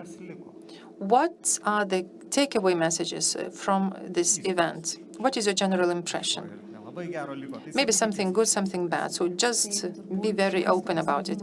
I think that the variety of choice between the natural food and not very natural food, as well as the importance of building relationship with local farmers producing local food. I would say it's important to eat both plant-rich and varied. Very good. Thank you. Kas liko jums? I think the key takeaway message is that we have to really be more conscious about what we eat and that we spend more time on what we eat and why we eat and where this food comes from. Any of your neighbors would like to comment on? Well, there are many thoughts that I'm leaving with. Recommendations are there, and all it takes is to just grab the book and read it. But what I like really is that it is up to us individually. What is the level of change that we want, how much we would like to change, whether we are following recommendations or we're just going to read them and forget about them. And this is a matter of personal choice and self-determination. Thank you very much, Dalia. What are the key takeaway messages? I think that from this entire discussion, it is very important to start from the primary farming, namely from the origins of the food production chain. And we have both in Lithuania and within the EU, we have to start thinking about a different support, subsidizing system within the EU. And after this financial framework, since when the new financial framework starts in Europe as of 2027, I think that subsidizing has to be based on quality rather than on quantity. And this is where I expect the breakthrough. And this could encourage more quality-based production methods and the quality of foodstuff produced. So your key takeaway message that the overall common agricultural policy on the EU level has to change? Yes. Thank you, Dalia. You've been listening very attentively. What is the key takeaway message? I think that the choice of a healthy diet depends not so much on the price, because that is a general myth that they cost a lot. Rather than it depends on the time that you spend and the knowledge, like raising your own awareness. Because of course we are very much short of time. We just go to the supermarket and then grab whatever comes our way. But if we invest time into raising our awareness, I think we would be more conscious. One or two more comments from the audience, the ones who are willing to speak up. I think that about this redistribution of your own shopping basket, when people claim that the foodstuffs are really expensive, and when you see the soft drinks and processed red meats in the shopping basket, I think that cabbage and some cereals would be a much better choice, and it would be much less. It would be far less expensive. So I would fully agree with a colleague that we have to be really conscious what we buy, and then we have a much better choice and much better diet. Nothing is more precious than your own health. Indeed. I'm very happy about all the speakers and participants that you have showed such a huge priority to the topic. And I would like to encourage myself and everybody else to be more conscious of what we do, starting from production until from farm to table, because with knowledge we become healthier and richer. We enrich ourselves as well. Daiva, what about you? While I was listening, I remember the image that we see in supermarkets on the eve of festivals or public holidays. We have two shopping carts full of loads of unhealthy foods, some sweets, some alcohol. And then I come and think that maybe time is going to come when we're only going to take a small shopping basket, and there will be only one good meat steak, some of the legumes or some healthy food. So I I think we have to start the positive brainwashing so that the parents do not spoil their kids. Children start with very right way of right habits of eating. They eat individual vegetables, not a mixture of some sort of a salads and all those. You know what you get. And then we might expect to have a different view on the eve of public holidays. I have my own podcast by David Sinford, and he's a Nobel Prize winner, and he is a lecturer at Stanford University, and he's very much interested in biohacking. Esminis patarimas eat often less. You think more and eat less. Would you like to share any idea or any takeaway message? What I could apply to myself personally is that, in addition to that I'm really conscious of what I eat, I'm very conscious of eating more vegetables and more fruit. From now on, I'm planning to eat more legumes and to have a better relationship with the local farmers and to start buying meat from local farmers more. That is my determination. What about you? I liked very much all the presentations. I liked the Danish experience. A very good approach to all consumer groups and how to raise their awareness and how to present information in this promotional or advertising campaign. I liked a lot, and that was very colorful, very appealing, and hopefully it is going to be as successful. I also liked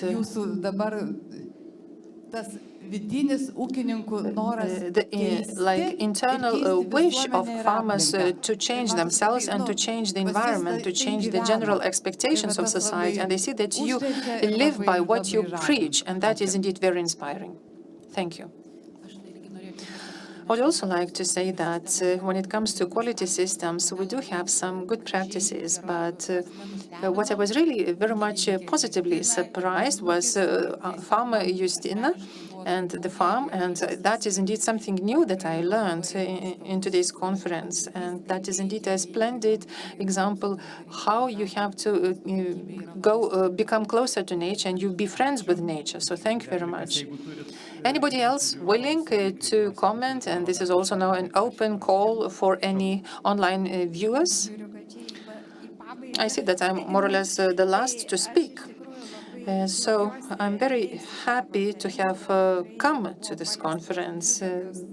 Two very important topics to me, meaning nutrition and food production, have been extensively covered in this conference. I fully share the ideas of our speakers that one step at a time, we shall not expect a very revolutionary change that as of tomorrow we're going to buy from local farmers and start eating healthy.